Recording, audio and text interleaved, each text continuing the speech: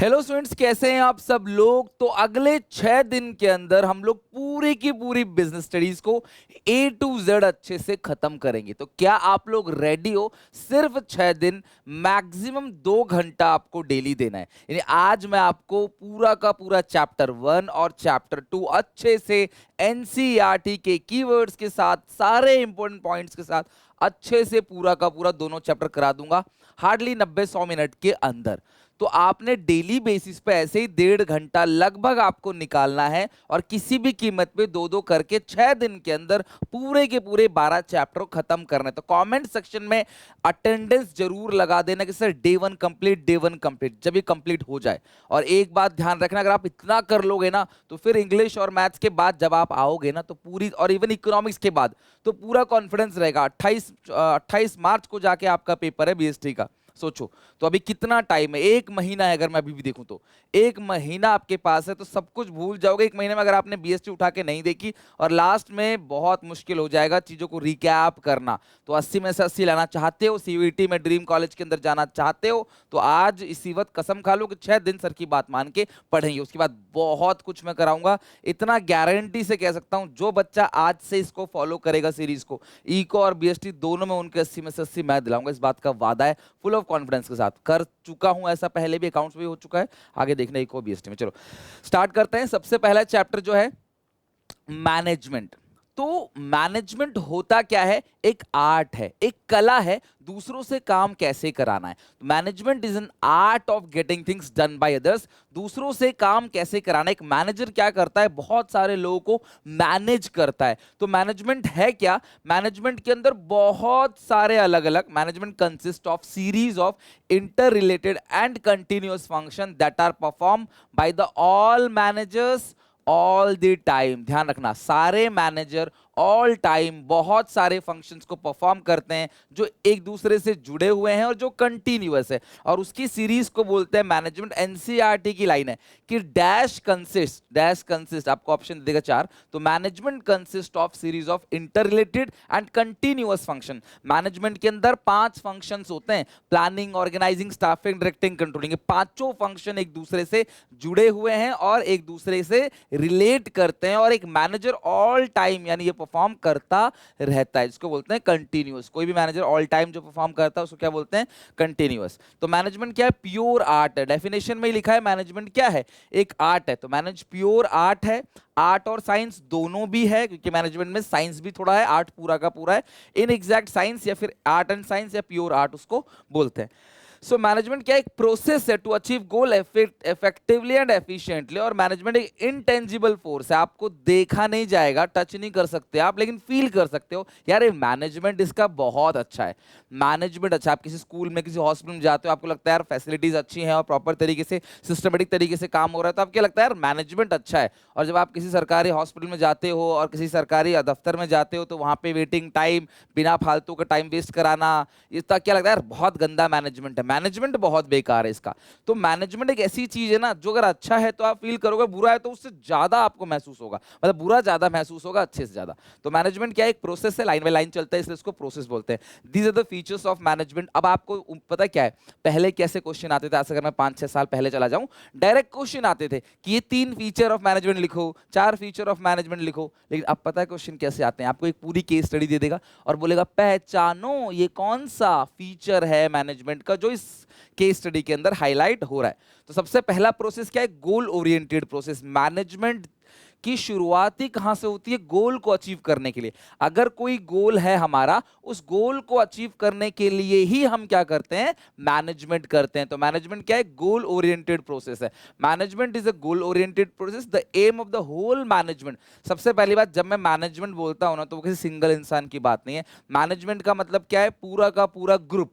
तो जो ये पूरा का पूरा ग्रुप है उसको कलेक्टिवली बोलते हैं मैनेजमेंट। और उनका पूरा एम क्या होता है? ऑर्गेनाइजेशन के गोल को अचीव करना इफेक्टिवली। इफेक्टिवली मतलब ऑन टाइम, एफिशिएंटली मतलब क्या है? लो कॉस्ट में उसको अचीव करना। जैसे सेल्स टारगेट 20%, मार्केट शेयर 80%, इस साल का सेल्स रेवेन्यू 20% से बढ़ाना। तो गोल ओरिएंटेड प्रोसेस का कीवर्ड क्या है, ध्यान समझना।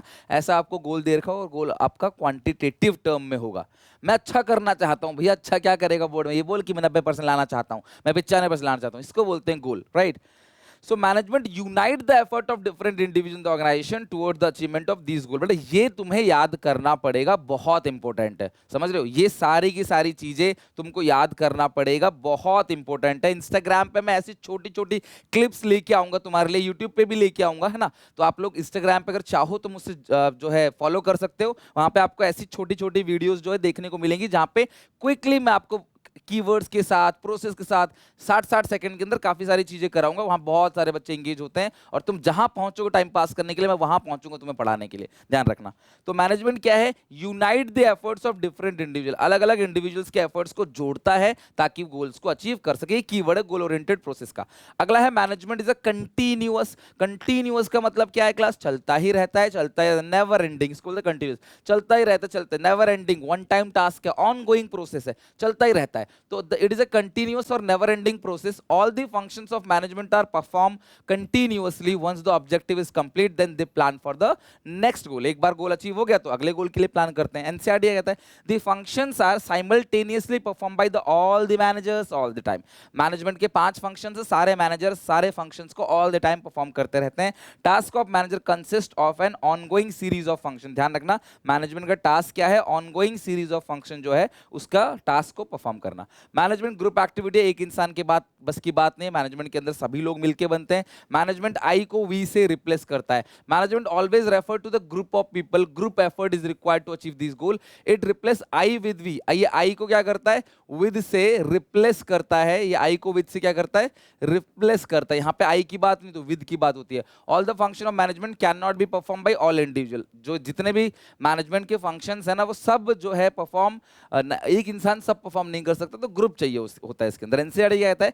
This required team work. Management के अंदर टीम वर्क चाहिए होता है, कोऑर्डिनेशन चाहिए होता है अलग अलग इंडिविजुअल का, ताकि सब लोग एक ही डायरेक्शन में चल सके, एक ही दिशा के अंदर जाने के लिए हर एक इंसान का कोऑर्डिनेशन, हर एक इंसान का टीम वर्क चाहिए होता है। अगला इंटेंजिबल, देखा नहीं जा सकता, छुआ नहीं जा सकता, महसूस किया जा सकता है। यहां से बहुत ज्यादा पूछा आता है, इसका कीवर्ड क्या है? ध्यान रखना, the effect of management is noticeable in organisation. किसी भी ऑर्गेनाइजेशन में मैनेजमेंट का जो इफेक्ट है ना, वो नोटिसिएबल है। Where targets are met according to the plan, employer happy and satisfy.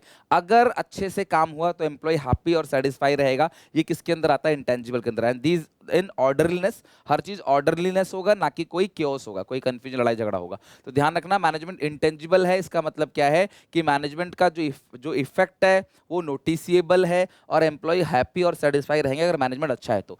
It is easy to feel the presence of mismanagement. देखो, मैनेजमेंट को फील करो ना करो, लेकिन मिस मैनेजमेंट को जरूर फील करोगे, उससे क्योस, कंफ्यूजन, लड़ाई झगड़ा होता रहेगा, राइट। अगला है डायनामिक। डायनामिक मतलब क्या है? हर जगह management is a dynamic function, यानी कि management has to make changes in the internal environment. ध्यान रखना, डायनामिक मतलब क्या है? चेंजेस। जब जब क्लास चेंजेस होगा उसमें मैनेजमेंट का रोल बढ़ जाएगा। मैनेजमेंट जो है वो चेंज करता रहता है खुद के अंदर। जो भी चेंजेस एक्सटर्नल एनवायरनमेंट में आएंगे उसको अडॉप्ट करने के लिए मैनेजमेंट अपने इंटरनल एनवायरनमेंट में भी चेंज करता रहेगा। Such as economical, social, political change आ गया, कोई टेक्नोलॉजिकल चेंज आ गया, जो थर्ड चैप्टर के अंदर पढ़ोगे आप, कोई लीगल चेंज आ गया, तो उसका इंपैक्ट हमारे बिजनेस पे पड़ता है। तो मैनेजमेंट उन चेंजेस को क्या करता है? अडॉप्ट करता है। तो चेंजेस को अडॉप्ट करने की बात आएगी तो डायनामिक फंक्शन है। In order to be successful an organisation must change itself and its goal according to the need of the environment. Environment की नीड को देखते हुए मैनेजमेंट अपने गोल में क्या करता है? चेंजेस लेके आता है। This is called dynamic.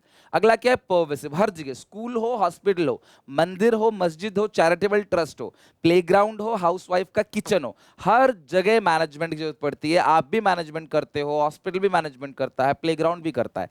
तो मैनेजमेंट एक ऐसी चीज है जो पर्वेसिव एंड यूनिवर्सल है, हर जगह लगता है, used by the whole world. The activities involved in the management enterprise are common to all type of organization, whether economic, social, political. Petrol pump need to be managed as much as hospital or school. हर चीज को manage करना पड़ता है। आप भी अपनी पढ़ाई को मैनेज करते हो ना, राइट। अगला क्या है? मैनेजमेंट एक मल्टी डायमेंशन है। मैनेजमेंट के अंदर 3 चीजें आती है मल्टी डायमेंशन। क्या क्या? प्लानिंग, सॉरी, इसके अंदर आता है सबसे पहला management of work, management of people, management of operation. जो मैनेजमेंट ऑफ वर्क है ना वो फोकस करता है काम के ऊपर। इसके अंदर तीन चीजें आती हैं, planning, organising, controlling. NCERT keyword क्या है? Management translate the work in terms of goal to be achieve and assign the means to achieve it. ये लाइन ध्यान रखना, management translate this work in terms of goal to be achieve and assign the means to achieve it. ये पूरा का पूरा जो है वो एनसीईआरटी कीवर्ड है। किसके लिए? मैनेजमेंट ऑफ वर्क के लिए। ध्यान रखना, अगर मैं बात करूं सीयूईटी की, तो सीयूईटी में ना पूरा का पूरा पेपर यार एनसीईआरटी से आता है, और 12th में भी मैक्सिमम क्वेश्चंस आपको डायरेक्ट मिलेंगे एनसीईआरटी से। तो ये एक एक कीवर्ड जो मैं एनसीईआरटी के लिख रहा हूं ना, ये इसलिए लिख रहा हूं ताकि तुम्हें पूरी की पूरी एनसीईआरटी ना रटनी पड़े। ये सारा का सारा कीवर्ड बहुत इंपॉर्टेंट है, ठीक है, ध्यान रखना। तो मैनेजमेंट मल्टी डायमेंशन है, मल्टी डायमेंशन के अंदर मैनेजमेंट ऑफ वर्क आता है, वर्क के अंदर प्लानिंग, ऑर्गेनाइजिंग, कंट्रोलिंग है। अगला है मैनेजमेंट ऑफ पीपल। देखो जो मैनेजमेंट ऑफ वर्क है ना वो बेसिकली बात करता है कि तुम्हारा काम क्या है, तुम अपने काम पे फोकस करो। लाइक किसी स्कूल का काम है बच्चों को पढ़ाना, हॉस्पिटल का काम है पेशेंट का इलाज करना, तो तुम अपने काम पे फोकस करो। प्लानिंग, ऑर्गेनाइजिंग और कंट्रोलिंग, ये तीन एलिमेंट है किसके? मैनेजमेंट ऑफ वर्क के। अगला है मैनेजमेंट ऑफ पीपल। इसके अंदर हम बात करते हैं ह्यूमन रिसोर्सेज की। Employees are the most important assets of an organisation. तो हम यहाँ जब भी बात करेंगे हम बात करेंगे लोगों की, और जब हम लोगों की बात करते हैं, ह्यूमन रिसोर्स की बात करते हैं, दो फंक्शंस इसके अंदर इन्वॉल्व होते हैं, स्टाफिंग और रेटिंग। ये दोनों ही ह्यूमन एलिमेंट है, यह ह्यूमंस की बात की जाती है। एनसीईआरटी क्या कहता है? The task of management is to make people work toward the achievement of these goals. लोगों को मैनेज करना by giving them strength and effective, their weakness is irrelevant. हम उनकी वीकनेसेस को हटाते हैं और उनको स्ट्रेंथ के ऊपर बात करते हैं। देखो तभी ना मैं भी आपसे ही कहता हूं, जो आपकी कमजोरी है ना आप उसके पीछे बात मत करो, छोड़ो उसको। जो आपका स्ट्रेंथ है आप उस पर फोकस करो। आप कमजोरी के बारे में सोचोगे, आपको लगेगा आप कुछ नहीं कर पाओगे, आपसे नहीं होगा। कहीं ना कहीं तो आप अच्छे होगे ना, आप उसके बारे में सोचो, वहां पे अचीव करने की बात करो अपने गोल को। तो कीवर्ड समझ आ गया? मैनेजमेंट ऑफ पीपल, यहाँ पे ह्यूमन रिसोर्सेज की बात हो रही है, स्टाफ एंड रेटिंग्स के दो फंक्शन है। बाकी मैनेजमेंट ऑफ ऑपरेशंस, ऑपरेशन मतलब होता है काम, है ना। बिजनेस में ऑपरेशन का मतलब क्या होता है? जो आपका काम है, मेन ऑपरेशंस क्या है ना, रेवेन्यू फ्रॉम ऑपरेशंस। तो ऑपरेशंस के अंदर आता है प्रोडक्शन, परचेज, सेल, ये तीन एलिमेंट है कि आप अपना काम क्या कर रहे हो। कीवर्ड क्या है? Transforming inputs into the output, है ना, इनपुट का आउटपुट में कन्वर्ट करना। मैनेजमेंट की तीन ऑब्जेक्टिव है। कुछ ऑर्गेनाइजेशन का ऑब्जेक्टिव है यानी अपना खुद का, कुछ होता है समाज के लिए, कुछ होता है अपने एम्प्लॉइज के लिए। जो मैनेजमेंट है उनकी कंपनी की तरफ, खुद की तरफ और समाज की तरफ कुछ ऑब्जेक्टिव्स है। अगर बात करूं ऑर्गेनाइजेशनल ऑब्जेक्टिव, कंपनी में तीन ऑब्जेक्टिव है मैनेजमेंट के, एसपीजी, सर्वाइवल, प्रॉफिट्स और ग्रोथ। सर्वाइवल मतलब टिक के काम कर सके। भैया कोई भी बिजनेस नया नया आता है ना, तो भैया पहले टिक जाए वो मार्केट के अंदर। ऑलरेडी इतने प्लेयर बैठे हुए हैं, इतना कंपटीशन, तो पहले आपको टिकना पड़ेगा। इसीलिए टिकने के लिए आपको बहुत सारा काम करना पड़ता है। जियो को मार्केट में टिकना था, रिलायंस जियो को, उसने फ्री सिम दे दिया, सिम फ्री में लो, 1 रुपए का चार्ज नहीं, फ्री में सिम लो और फ्री में नेट चलाओ, राइट। और मार्केट में टिक गया तो फिर धीरे धीरे चार्ज करने लगा पैसे वो। तो इसको बोलते हैं सर्वाइवल, मतलब अपनी कॉस्ट को कवर कर सको। जो भी मेरा 100 रुपए लग रहा है ना भैया, वो 100 रुपए तो मुझे मिल जाए, मुझे मुनाफा नहीं चाहिए। अगला है प्रॉफिट, धीरे धीरे प्रॉफिट कमाओगे। Only survival is not sufficient. कोई कहे कि मैं हमेशा सर्वाइवल पे काम करूंगा, नहीं होगा, आगे चल के मुनाफा कमाएगा वो। Organisation also wants profit to run business smoothly, और प्रॉफिट जरूरी भी है बिजनेस को स्मूथली चलाने के लिए। बिजनेस के अंदर लाखों खर्चे होते हैं भैया, उन खर्चों को पे करने के लिए प्रॉफिट चाहिए, राइट। और profit are also essential for the survival, growth and expansion. Profit चाहिए सर्वाइवल, ग्रोथ और एक्सपेंशन के लिए। सर्वाइव भी कर पाओगे, ग्रोथ भी करोगे, एक्सपेंशन भी करोगे। एग्जांपल देता हूं, मैं कहता हूं मैं पूरे 12th का कोई बैच लेके नहीं आता, मैं फ्री ऑफ कॉस्ट पूरे साल पढ़ाता हूं। मैं चाहता हूं फ्री ऑफ कॉस्ट हर जगह पढ़ाऊं, 1 रुपए बच्चे से चार्ज ना करूं, लेकिन मैं फ्री ऑफ कॉस्ट पढ़ाना चाहता हूं। लेकिन मेरे साथ जो 4 लोग काम करते हैं, जो बिजली का बिल है, जो मशीनरी का डेप्रिसिएशन है, जो मैं दुकान से कैमरा खरीद के लाऊंगा, कैमरा खराब होगा तो और भी बहुत सारे खर्चे, क्या उसको पे करने के लिए वो भी फ्री में काम करेंगे? नहीं, उनको पैसा चाहिए। तो बिजनेस में अगर पैसा रहेगा तो टाइम पे बिजली रहेगी, टाइम पे कैमरा अवेलेबल रहेगा, टाइम पे हर चीज अवेलेबल रहेगी, तो मैं आपको अच्छे से पढ़ा पाऊंगा। तो थोड़ा अमाउंट तो प्रॉफिट का चाहिए होता है। तो दिस इज कॉल्ड प्रॉफिट। कोई भी बिजनेस की बात कर लो, कोई भी बिजनेस की, दिस इज फैक्ट यार, प्रैक्टिकल है, एक्सेप्ट करो इस चीज को। कोई भी बिजनेस हो उसको प्रॉफिट चाहिए काम करने के लिए। आप सारी बात छोड़ दो, आप खुद एक बिजनेस करोगे शुरू में, तो शुरू में सोचोगे ना कि मैं सस्ता बेचता हूं, बहुत कम कॉस्ट में, लेकिन धीरे धीरे धीरे धीरे 1-2 साल के बाद फिर आप एग्जॉस्ट हो जाओगे। आप लोग भैया अब तो मेरा नुकसान हो रहा है, मेरे एम्प्लॉइज भागते चले जा रहे हैं, तो मुझे उन्हें पेमेंट करनी पड़ेगी, तो मुझे प्रॉफिट चाहिए। तो बिजनेस को रन करने के लिए, सर्वाइवल के लिए, प्रॉपर तरीके से स्मूथली काम हो सके, तो भैया उसके लिए प्रॉफिट चाहिए ही चाहिए। फिर थर्ड स्टेज आता है ग्रोथ का। Growth means expand their business activity and activity. The success of business is also determined by the number of branches, कैसा डेवलपमेंट हो रहा है, कितने प्रोडक्ट कर रहे हैं, उस पर डिपेंड करता है। जो कंपनी नए नए प्रोडक्ट लेके आती है, नए नए डोमेन्स में काम करते हैं, हमें लगता है भाई सक्सेसफुल है, तो भाई ग्रोथ बहुत जरूरी है। तो 3 पॉइंट है, सर्वाइवल, प्रॉफिट, ग्रोथ। सर्वाइवल का ऑब्जेक्टिव क्या है भाई? मार्केट में टिके रहो, कट थ्रोट कॉम्पिटिशन, गला काट कॉम्पिटिशन है, कॉस्ट को कवर कर सको, कॉस्ट कवरिंग की बात होती है। प्रॉफिट में अर्निंग रेट की बात होती है, स्मूथली बिजनेस को चलाने की बात होती है। ग्रोथ में नए नए ब्रांचेस खोलना, नए लाइन ऑफ प्रोडक्ट लेके आना, स्केल बढ़ाना बिजनेस का, है ना, एक्सपेंशन करना, डाइवर्सिफिकेशन करना, ये सब किसके अंदर आता है? ग्रोथ के अंदर। अब एनसीईआरटी क्या कहता है इन तीनों के ऊपर? क्योंकि छोटे छोटे एमसीक्यूज आपको पूछे जाते हैं, है ना, और आप अपने पूरे लॉन्ग आंसर में जितने ज्यादा कीवर्ड्स रखोगे ना, उतना आपको बेटर मिलेगा नंबर, और कीवर्ड्स को आपने अंडरलाइनिंग भी करना है, right. In order to survive an organisation must earn profit through revenue to cover the cost. ये लाइन जहां आ गई ना, वो सर्वाइवल है। Profit provide a vital incentive for the continue successful operation. Business successfully चलता रहे तो भैया उसके लिए प्रॉफिट मस्ट है। और growth of a business can be measured. Growth कैसे आप मेजर करोगे? सेल वॉल्यूम कितनी आ रही है, कितने एम्प्लॉय तुम्हारे पास काम कर रहे हैं, कितने प्रोडक्ट लॉन्च करते हो, कितनी इन्वेस्टमेंट्स कर रहे हो मशीनरीज में, ये सारी की सारी चीजें जो है आपकी ग्रोथ को डिटरमाइन करेगा। अब आ गया सोशल ऑब्जेक्टिव, बहुत आसान है। समाज के टुवर्ड्स भी भैया तुम्हारी कुछ रिस्पॉन्सिबिलिटी है, कुछ सोशल ऑब्जेक्टिव है। अच्छा सामान देना, पॉल्यूशन नहीं करना, क्वालिटी ऑफ प्रोडक्ट अच्छा रखना, है ना, एम्प्लॉयमेंट अपॉर्चुनिटी देना वीकर सेक्शन को, environmental friendly method of production को यूज करना, सोशल एक्टिविटी में पार्टिसिपेट करना, इकोनॉमिक वेल्थ को क्रिएट करना, एथिकल कोड ऑफ कंडक्ट बनाना। यानी आप वो काम करो जो एथिकल हो, अनएथिकल कोई भी काम मत करो। जैसे मैं जानता हूं यार ये चीज नहीं हो सकती, फिर मैं कह रहा हूं भाई ये चीज हो जाएगी, तो ये अनएथिकल है। दुकानदार जानता है भाई ये मिठाई जो है वो खराब होने वाला है, बट अभी खराब नहीं है, फिर मैं उसे बेच रहा हूं, तो भैया ये अनएथिकल काम है, समझ रहे हो। एक रिक्शे वाला जानता है कि भैया यहाँ से ये वाला रास्ता बहुत छोटा है, यहाँ से भाड़ा कम लगेगा, लेकिन वो रास्ता बहुत लंबा है, मैं इसको लंबे रास्ते लेके जाता हूँ ताकि मेरा भाड़ा ज्यादा मिले, शॉर्टकट है बट लेकिन जाओ, नहीं तो वो क्या बोलेगा, अरे भाई तो बहुत कम रास्ता है, तो इसीलिए घुमा फिरा के ले जाता है। तो वो क्या कर रहा है? अनएथिकल काम कर रहा है, राइट, अनएथिकल है। Creating economic value for the various constituent of society, highlight इसलिए है कि ये कीवर्ड है, ध्यान रखना, ये कीवर्ड है सोशल ऑब्जेक्टिव। देखो मैं आपको क्लियरली बता रहा हूं, आपको अच्छा लगे बुरा लगे, अगर आप बिजनेस स्टडीज को ऐसे ही वहीं किसी भी किताब से पढ़ रहे हो बिना कीवर्ड के, तो भैया आप डायरेक्शन लेस जा रहे हो, कोई फायदा नहीं होगा एग्जामिनेशन में। ना आपसे एमसीक्यू बनेगा, ना बड़े क्वेश्चन में आपको अच्छे नंबर मिलेंगे। बड़े क्वेश्चन में आधा अधूरा मिल भी गया तो एमसीक्यू तो आपसे एक भी नहीं बनने वाला, और सीयूईटी में तो भैया नहीं कुछ हो पाएगा तुम्हारा। तो मैं फिर से बोल रहा हूँ, बिजनेस स्टडीज के लिए एनसीईआरटी मस्ट है। अपने पास एनसीईआरटी रखो और एनसीईआरटी को पढ़ो, बट एनसीईआरटी बहुत बोरिंग और पढ़ना बहुत मुश्किल है, और एंड मोमेंट तो बहुत प्रॉब्लम देता है। तो मैं आज आपको वादा करता हूँ, आपको पूरी की पूरी एनसीईआरटी ना खरीदनी पड़ेगी ना उठानी पड़ेगी, बस मेरे नोट्स लेना, मैं उसमें एनसीईआरटी सारा कुछ अच्छे से ऐड कर दूंगा, कोई प्रॉब्लम नहीं है, ठीक है। सो इकोनॉमिक क्रिएटिंग, ये लाइन ध्यान रखना, ये कीवर्ड्स है। तो इसका सोशल का ऑब्जेक्टिव कीवर्ड क्या है? Any task or activity of organisation which brings benefit to society in general, आम जनता को फायदा पहुंचाता है, एनवायरनमेंट को सेव करता है, क्वालिटी ऑफ प्रोडक्ट देता है, तो वो सारी की सारी चीजें जो आती है वो सोशल ऑब्जेक्टिव के अंदर आता है। Organisation behave as a responsible constituent of the society, ये कीवर्ड है, responsible constituent of society. Social, अब पर्सनल अपने बारे में सोचना है, अपने बारे में क्या सोचना है कि भैया हमें अच्छी सैलरी मिले, हम मैनेजमेंट है, हम कंपनी को संभाल रहे हैं, तो हमें अच्छी सैलरी मिले, रिस्पेक्ट मिले, ग्रुप में रिकॉग्निशन मिले, पीयर रिकॉग्निशन, वर्किंग कंडीशन हमारी हेल्दी हो, और हम पर्सनली भी ग्रो करें। भाई कंपनी क्यों ग्रो करे, हम भी तो ग्रो करें, हमारे बच्चों की फीस जाए, हमारे पेरेंट्स अच्छे से अपना इलाज करा सके बुढ़ापे में, और घर के सारे खर्चे राशन पानी टाइम से निकले, ये सब भी तो हर एक इंसान चाहता है, और ये हर एक इंसान की क्या है, एक मोरल रिस्पॉन्सिबिलिटी भी है, राइट। तो वो अपने बारे में सोचते हैं कि भैया हमारा भी तो ग्रोथ हो, हमारी भी ट्रेनिंग हो, डेवलपमेंट हो, हम अच्छा सैलरी ले, जहां हम काम कर रहे हैं हमारे जान माल को खतरा ना हो। Any task or activity of organisation of its employees welfare, that is training देना एम्प्लॉय को, अच्छी सैलरी देना, उनके बच्चों के लिए क्रच खोलना, स्कूल के बच्चों के लिए, कंपनी के बच्चों के लिए, है ना, चिल्ड्रंस के लिए स्कूल खोलना, स्कूल जैसे अंबानी का स्कूल है, राइट, उसी तरीके से वो सब आ गया पर्सनल ऑब्जेक्टिव, जहां पे आप अपने एम्प्लॉयज के बारे में कुछ अच्छा करते हो, राइट। अब उसके बाद आता है इंपोर्टेंस, बेनिफिट। अब यहां तो बहुत सारे बेनिफिट है, वो प्रोसेस से ही रिलेटेड है, अब सॉरी प्रोसेस कह रहा हूं, फीचर से, फीचर और बेनिफिट ना साथ साथ चलता है।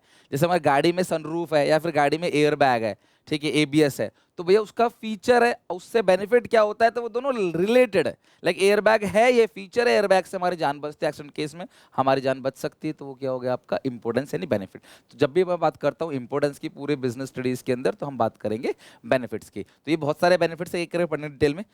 ये लाइन कीवर्ड्स है, कब आपको समझ आएगा कि हमें इंपोर्टेंस लिखना है, तो ये कीवर्ड्स है। Successful organisation do not achieve their goal by chance, जो सक्सेसफुल ऑर्गेनाइजेशन होते हैं ना, वो लक बाई चांस गोल को अचीव नहीं करते, वो डेलिबरेटली जानबूझकर एक प्रोसेस को फॉलो करते हैं, जिस प्रोसेस को हम लोग क्या बोलते हैं, management. A successful organisation which is among the top companies in India, it has risen, top पे इसलिए पहुंचा है क्योंकि वो क्वालिटी ऑफ मैनेजमेंट को फॉलो करते हैं, वो क्वांटिटी पे नहीं क्वालिटी पे फॉलो करते हैं, फोकस करते हैं। तो क्या क्या फीचर है? सबसे पहला, ये ऑर्गेनाइजेशन को गोल को अचीव करने में हेल्प करता है।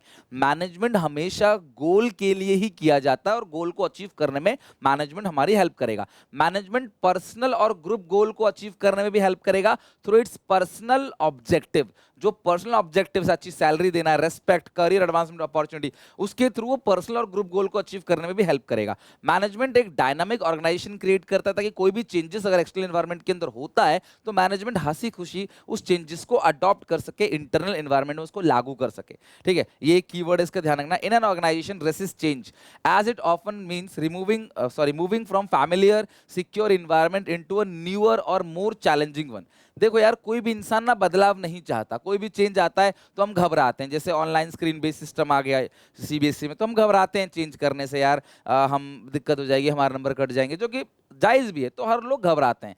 लेकिन मैनेजमेंट हेल्प करता है, एम्प्लॉय भी घबराते हैं कि यहाँ काम कर रहे थे, सिचुएशन चेंज हो गई, बाहर कुछ चेंज आ गया तो हमें भी अंदर चेंज करना है। तो मैनेजमेंट हेल्प करता है उन एम्प्लॉयज की ताकि उन चेंजेस को वो खुशी खुशी अडॉप्ट कर सके, उनको सिखाता है। मैनेजमेंट तालमेल बढ़ाता है। Management development society through it's social objective, अपने सोशल ऑब्जेक्टिव के थ्रू मैनेजमेंट सोसाइटी को भी डेवलप करता है। Management helps in achieving personal objective, management personal objective को भी अचीव करने में हेल्प करता है। देखो, जैसे मैं आपको दिखाता हूँ, आपने ऐसे बहुत सारे टीचर्स देखे होंगे, बहुत सारे बिजनेसमैन देखे होंगे, बहुत सारे बड़े बड़े इंडस्ट्रियलिस्ट या बड़े बड़े आदमी, अमीर आदमी देखे होंगे। तो वो ये करते हैं, वो कहीं भी जाएंगे वहां जाके दान देंगे, है ना, लोगों को दान देंगे, 10 लाख, 5 लाख, 1 लाख, 2 लाख, करोड़, 2 करोड़। और अगर बड़ी हस्ती हो, टाटा अंबानी जैसे लोग, तो 500 करोड़, 1000 करोड़ रुपए दान देंगे। तो वो जो दान देते हैं वो अपनी जेब से नहीं देते। जितनी भी बड़ी कंपनीज होते हैं ना, उनको समाज के लिए कुछ करना पड़ता है। मैं आपको सीधी सीधी भाषा में, टेक्निकल वर्ड में जाऊंगा नहीं, सीधी भाषा में बताऊंगा। एक वर्ड होता है कॉर्पोरेट सोशल रिस्पॉन्सिबिलिटी, सीएसआर। आप सीए में जाओगे या आगे पढ़ोगे भी तो वहां पे कंपनीज को अपने प्रॉफिट का एक हिस्सा समाज के भले के लिए खर्च करना पड़ता है, और वो मैंडेट है, वो करना ही पड़ेगा। तो वहां पे जो बड़े बड़े बिजनेसमैन होते हैं, वो करोड़ों रुपए जो है वो किसी अनाथालय को दान दे देते हैं, किसी ऑर्फनेज को दान दे देते हैं। तो वहां पे वो उनके लिए दान दे देते हैं। वो क्या है, उनकी सोशल रिस्पॉन्सिबिलिटी, अपने समाज के लिए कुछ ना कुछ किया है, कहीं भी वो कर रहे हैं, पैसा खर्च कर रहे हैं, कैंसर पीड़ित लोगों को पैसा दे रहे हैं, तो भैया ये उनकी जिम्मेदारी, वो करना पड़ेगा। तो वही चीज आता है, सोसाइटी के लिए वो कुछ काम कर रहे हैं जिसके लिए कंपनी, अब हर कोई तो करेगा नहीं, हर कोई कहेगा मैं क्यों करने लगा। तो भैया वो सरकार ने मैंडेट कर रखा है कि भैया आपको अपने प्रॉफिट का एक हिस्सा खर्च करना ही है जन कल्याण पे, समाज के भले पे। तो लोग करते हैं खर्चा, ठीक है। तो ये हो गया सोशल ऑब्जेक्टिव और पर्सनल ऑब्जेक्टिव को अचीव करना, सोशल ऑब्जेक्टिव अचीव करना। अगला है nature of management, art, science, profession. इन तीन में से भी किसी एक से सवाल पूछ सकता है। मैनेजमेंट जो है, जो साइंस है, आर्ट है या प्रोफेशन है। तो सबसे पहले साइंस की बात करते हैं।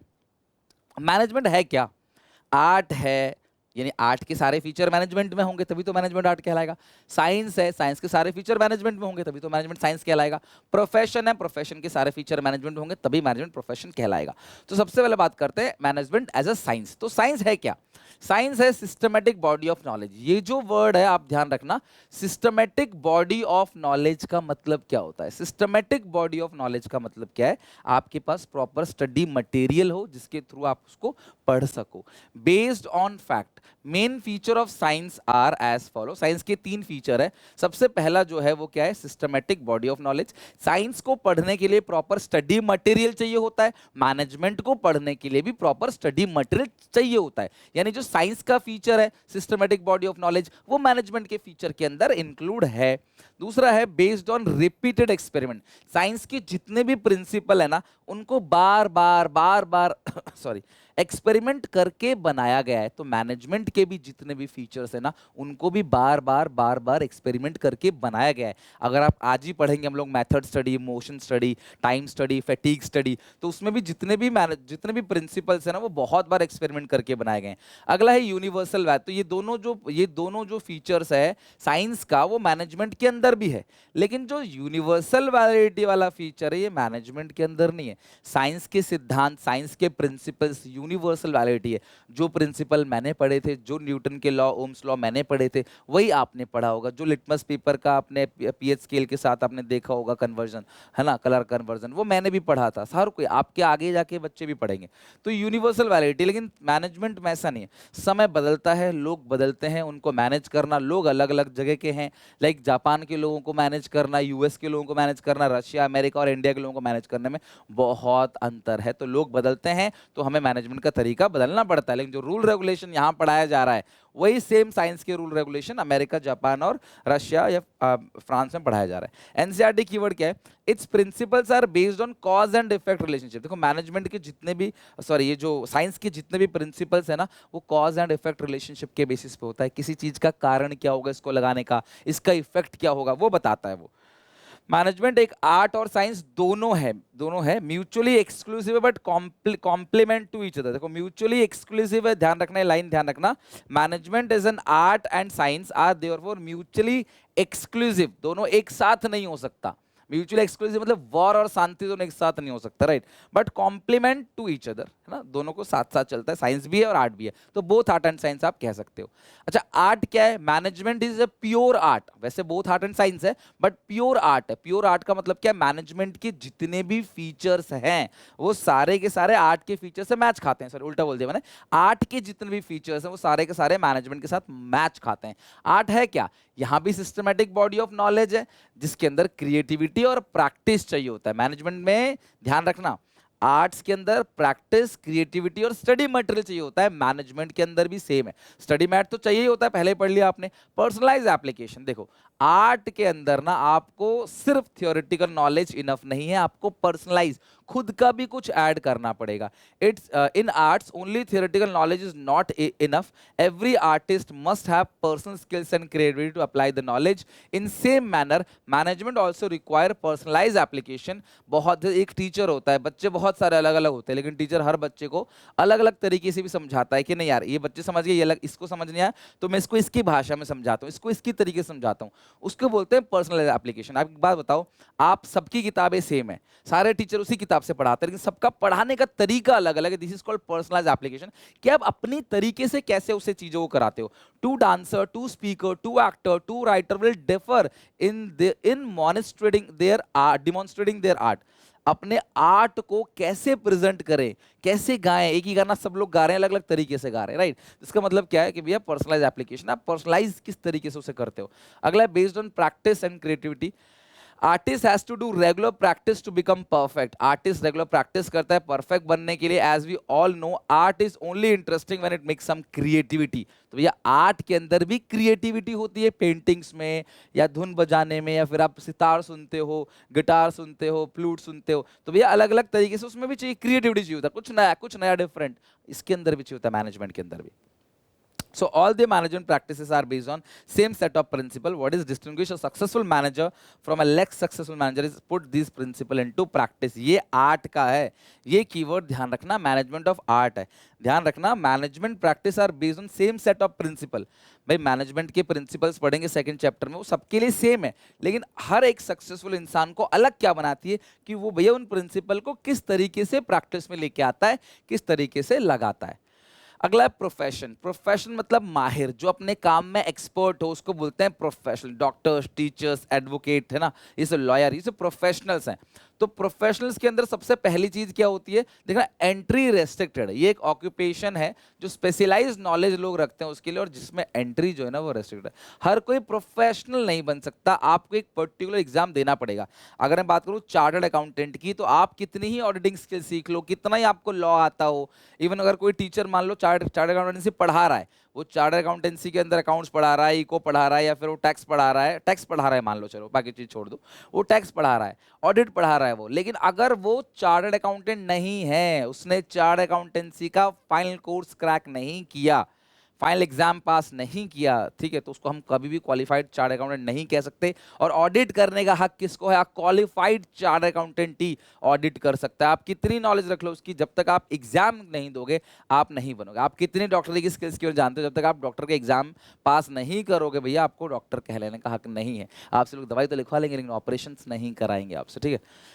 तो इसके अंदर क्या है? Systematic body of knowledge. Arts के अंदर भी होता है, साइंस के अंदर भी होता है, प्रोफेशन के अंदर भी होता है, मैनेजमेंट के अंदर भी। इसमें रेस्ट्रिक्टेड एंट्री है। Without a professional degree no one can enter into the profession. Degree चाहिए, professional degree.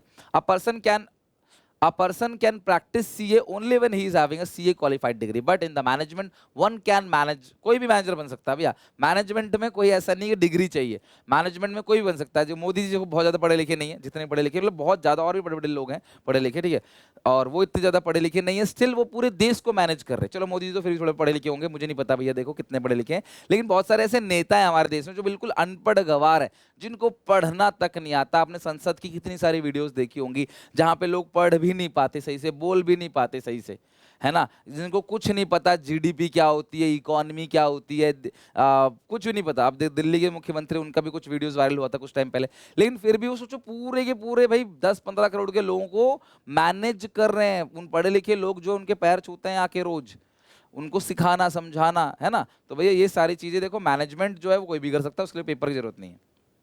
Entry to profession is restricted through examination. तो एक एग्जाम आपको पास करना पड़ेगा, तो भैया वहां पे आपकी एंट्री तभी होगी। अगला है service motive. Every professional motive is to serve, every professional motive is to serve the client. Profession में हमेशा क्लाइंट को सर्व करना होता है, प्रॉफिट मोटिव नहीं होता। बट मैनेजमेंट में ऐसा नहीं, मैनेजमेंट को प्रॉफिट चाहिए, ठीक है। तो ये दोनों फीचर जो है प्रोफेशन के, मैनेजमेंट के अंदर नहीं है। अगला है प्रोफेशनल एसोसिएशन। हमेशा हर एक प्रोफेशन का एक ग्रुप होता है, एक एसोसिएशन होता है, इसके अंदर रह के उनको काम करना पड़ता है। Every professional has to get registered with his association before practicing that profession। Example, doctor को मेडिकल काउंसिल ऑफ इंडिया से, लॉयर को बार काउंसिल ऑफ इंडिया से, सीए को आईसीएआई से, सीएस को आईसीएसआई से, लेकिन मैनेजमेंट का ऐसा कोई एसोसिएशन नहीं है। अगला है ethical code of conduct. Professionals को ना हमेशा एथिकल कोड ऑफ कंडक्ट को फॉलो करना होता है। ऑल प्रोफेशनल्स आर बाउंड, उनका एक प्रॉपर कोड ऑफ कंडक्ट होता है, वही उनको करना है। जैसे चार्टर्ड अकाउंटेंट, आपने चार्टर्ड अकाउंटेंट्स की कोई एडवर्टीजमेंट नहीं देखा होगा, वो कंडक्ट है उनका, है ना, वो उनका कोड ऑफ कंडक्ट है। कहीं प्रचार करने के लिए भी चार्टर्ड अकाउंटेंट कोई एड, आप सीए प्रचार नहीं करता भाई, कहीं प्रचार नहीं देखोगे आप, समझ रहे हो, कहीं प्रचार नहीं देखोगे आप, तो वो हो गया आपका कोड ऑफ कंडक्ट, वो उनको फॉलो करना पड़ेगा। मैनेजमेंट का ऐसा कोई कोड ऑफ कंडक्ट नहीं। तो कुल मिला के प्रोफेशन का ये पॉइंट छोड़ के कोई भी फीचर मैनेजमेंट के अंदर इंक्लूड नहीं है, तो मैनेजमेंट प्रोफेशन तो नहीं है। और साइंस भी पूरा नहीं है, लेकिन पूरा आर्ट है, तो इनएग्जैक्ट साइंस बोल लो और आर्ट बोल लो, प्रोफेशन तो है ही नहीं, ठीक है। अगला है लेवल्स ऑफ मैनेजमेंट। 3 लेवल होते हैं मैनेजमेंट के। टॉप लोग पे जो बैठे हुए थोड़े से लोग होते हैं वो टॉप लेवल मैनेजमेंट, थोड़े ज्यादा लोग आते हैं मिडिल, थोड़े ज्यादा लोग आते हैं लोअर। ये तीनों मैनेजर के लेवल है। फिर लोअर के नीचे भी लोग रहते हैं जिनको हम लोग बोलते हैं वर्कर्स, ठीक है, या एम्प्लॉइज। तो टॉप लेवल मैनेजमेंट क्या काम करता होगा खुद सोचो आप। मिडिल क्या काम करता होगा, लोअर क्या काम करता होगा, बहुत बेसिक सी बात है। जो टॉप पे बंदा बैठा हुआ क्या काम करता होगा, सबसे पहले पूरे ऑर्गेनाइजेशन को कंट्रोल करता होगा। सर्वाइवल और वेलफेयर, कंपनी चलेगी, ऑर्गेनाइजेशन चलेगा, सर्वाइवल होगा, वेलफेयर होगा, उसका ध्यान रखेगा। कंपनी का नाम खराब ना हो उसका ध्यान रखेगा। और वो ज्यादातर प्लानिंग करते हैं। टॉप लेवल वाले ना काम कम करते हैं, प्लानिंग ज्यादा, मेंटल एक्सरसाइज ज्यादा होती है, पॉलिसी बनाते हैं, हर चीज अरेंज करते हैं और इनको काम देते हैं और इन पे निगरानी रखते हैं। ये टॉप का काम है। मिडिल वाले इनको काम देते हैं, इन पे निगरानी रखते हैं और इनसे काम लेके इनको ही काम देते हैं। This is called function of middle. तो मिडिल क्या करता है, दोनों के बीच में लिंक क्रिएट करता है। ये इनसे बात करेगा इसके थ्रू, ये इनसे बात करेगा इसके थ्रू। प्रॉपर चेन है, प्रॉपर मतलब कि हिरार्की है जिसके थ्रू काम होता है। ये लोग कौन होते हैं, डिपार्टमेंट के हेड होते हैं, यूनिट के हेड होते हैं, डिवीजन के हेड होते हैं, प्लांट के हेड होते हैं, ब्रांच के हेड होते हैं, एक पर्टिकुलर ब्रांच के रीजनल हेड होते हैं। इनका मेन काम क्या होता है, रिक्रूटमेंट करना और एम्प्लॉइज को मोटिवेट करना। फिर आते हैं lower level manager, first line manager, जिनको सुपरवाइजर बोलते हैं, आपने सुना होगा ना सुपरवाइजर। फर्स्ट लाइन मैनेजर होते हैं, ये एक्चुअल वर्कफोर्स से कनेक्ट होते हैं, ये सेफ्टी वर्कर की ध्यान देते हैं, ये वर्कर की समस्या को ऊपर तक ले जाते हैं और ऊपर से आने वाले ऑर्डर को वर्कर तक लेके जाते हैं। इसके बाद फिर वर्कर आते हैं, वो मैनेजरियल लेवल नहीं है, मैनेजर लेवल यहीं से चालू है। तो कोई कहता है वो मैनेजर लेवल का है, तो भी मैनेजर लेवल यहां से चालू होता है। तो कौन कौन किस लेवल पे होते हैं, ध्यान समझना बहुत इंपॉर्टेंट है। क्वेश्चन घुमा के पूछेगा कि आपके दादाजी इस कंपनी में इस लेवल पे काम करते थे, उनकी ये पोस्ट थी, तो बताओ वो कौन कौन से काम कर रहे होंगे। यानी कि वो आपको उस लेवल ऑफ मैनेजमेंट का फंक्शन पूछ रहा है घुमा फिरा के, ठीक है। तो कौन कौन होता है, टॉप लेवल में बीओडीज होते हैं, चेयरमैन होते हैं, जनरल मैनेजर होता है, प्रेसिडेंट है, वाइस प्रेसिडेंट है, CFO, CEO, chief operating officer, these are top level manager. बहुत एक्सपीरियंस, बहुत पढ़ा लिखा समझ होगा तभी आप यहां तक पहुंचो, डायरेक्टली नहीं बन सकते। कई बच्चे मुझे बोलते हैं सर हम इस कंपनी के जीएम कैसे बनेंगे, हमें जनरल मैनेजर बनना, हमें सीईओ बनना है। तो भैया उसके लिए आपको बहुत सारी पढ़ाई करनी पड़ेगी, तब जाके बन पाओगे, नहीं तो नहीं बन पाओगे। और क्या पढ़ाई करने से बन जाएगा? तो कौन सा कोर्स करें? नहीं, पढ़ाई करने से भी नहीं बनोगे, एक्सपीरियंस होना चाहिए। आप कंपनी के GM, BODs, president, vice president, chairman को देखना, वो ज्यादातर बूढ़े लोग ही होंगे, ठीक है। हाँ, एक्सेप्शन जरूरी है भाई, किसी ने तुरंत कंपनी चालू करी और बहुत आगे निकल गया, अपनी कंपनी का खुद का सीईओ बन गया, वो अच्छी कंपनी, बड़ी कंपनी, लाखों कई लाख करोड़ वाली कंपनी देखना, वो ज्यादातर एक्सपीरियंस लोग होंगे।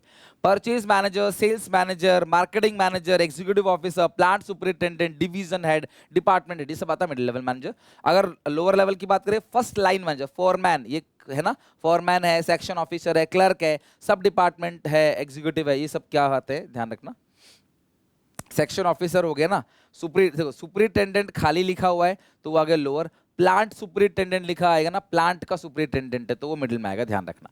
मिडिल लेवल, लोअर लेवल को सुपरवाइजरी लेवल या ऑपरेशनल लेवल भी कहते हैं। और ये जो अकाउंटेबिलिटी है, आंसरेबिलिटी है, वो नीचे से ऊपर जाती है, नीचे वाला ऊपर वाले को जवाब देता है, और पावर जो है ऊपर से नीचे आती है, अथॉरिटी। अथॉरिटी मतलब क्या होता है? Power to take decision. NCERT क्या कहता है, ध्यान रखना, वही सारी बातें जो मैंने अभी पढ़ाया आपको। These top level managers are responsible for welfare and survival of organization. Their basic task is to integrate diverse element and coordinate the activity of different department according to the overall objective of organization. ध्यान रखना, line आती है कई बार paper में, line पूछा गया है। The basic task of this level of management is to integrate diverse element and coordinate the activity of different department according to the overall objective of organization। तो बताओ कौन से लेवल की बात कर रहा है? तो भैया ये टॉप लेवल की बात है। They are responsible for all the activity of business for impact in society। Business की सारी एक्टिविटी के लिए यही रिस्पॉन्सिबल है भाई, घिसा जाएगा टॉप लेवल मैनेजर्स को, नीचे वालों को नहीं पूछेगा। भाई कोई बड़ा कांड होता है तो मोदी जी को पूछा जाएगा, छोटे मोटे मंत्री को थोड़ी कोई पूछेगा। अगला है middle level management, cooperate with, देखो इनका काम है कोऑपरेट करना अलग अलग डिपार्टमेंट से, ताकि स्मूथली ऑर्गेनाइजेशन चल सके। Lower level management quality of output को मेंटेन करते हैं, एम्प्लॉयज की सेफ्टी का ध्यान रखते हैं, रिसोर्सेज वगैरह सारे के सारे एम्प्लॉयज को प्रोवाइड कराते हैं ऊपर से लेके, है ना। और लोअर लेवल मैनेजमेंट ना एक तरीके से ना कनेक्ट किससे रहता है? एक्चुअल वर्क फोर्सेस को फर्स्ट लाइन मैनेजर भी बोलते हैं। अब ये देखो टॉप, यही सारे फंक्शंस है क्लास जो मैंने आपको बताया ना, सेम टू सेम वही सारे के सारे फंक्शंस हैं। टॉप लेवल मैनेजमेंट क्या करता है? ऑब्जेक्टिव को डिसाइड करता है, प्लान पॉलिसी बनाएगा, सारे रिसोर्सेज को अरेंज करेगा top level managers. Top level manager welfare और सर्वाइवल के लिए जिम्मेदार है। टॉप लेवल मैनेजर रिसोर्सेज को अरेंज करने का काम आएगा ना, वो टॉप लेवल का है। वो लोअर लेवल के लिए इनसे आता है तब जाता है लोअर से वर्कर्स तक के लिए, बट अरेंज करने का काम टॉप लेवल का है।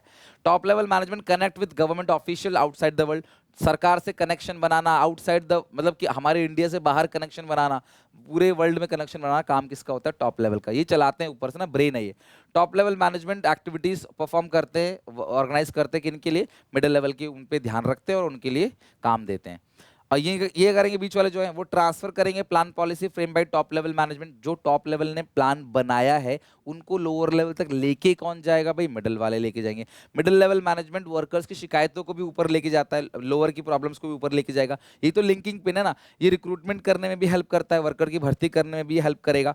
और इनका जो मेन काम है वर्कर की भर्ती करना ही है, और ये वर्कर को मोटिवेट करना ताकि अपनी बेस्ट एबिलिटी से परफॉर्म कर सके। मिडिल लेवल मैनेजमेंट कोऑपरेट करता है अदर डिपार्टमेंट के साथ ताकि स्मूथली फंक्शन कर सके ऑर्गेनाइजेशन। तो ये पॉइंट मैंने बताया था ना, बहुत इंपॉर्टेंट कीवर्ड है, एनसीईआरटी का उठा रखा है। लोअर लेवल क्या करेंगे? प्रॉब्लम शिकायतें वर्कर्स की मिडिल तक लेके जाएंगे, काम है इनका। हेल्थी वर्किंग कंडीशन मेंटेन करेंगे वर्कर्स के लिए, ये हेल्प करते हैं मिडिल लेवल मैनेजमेंट की रिक्रूटमेंट प्रोसेस के अंदर, और ये रिस्पॉन्सिबल है मोरल बूस्ट करने के लिए वर्कर्स का। और लोअर लेवल मैनेजमेंट इंटरेक्ट करता है एक्चुअल वर्क फोर्स से, पास करता है इंस्ट्रक्शंस जो ऊपर से आई है मिडिल लेवल से।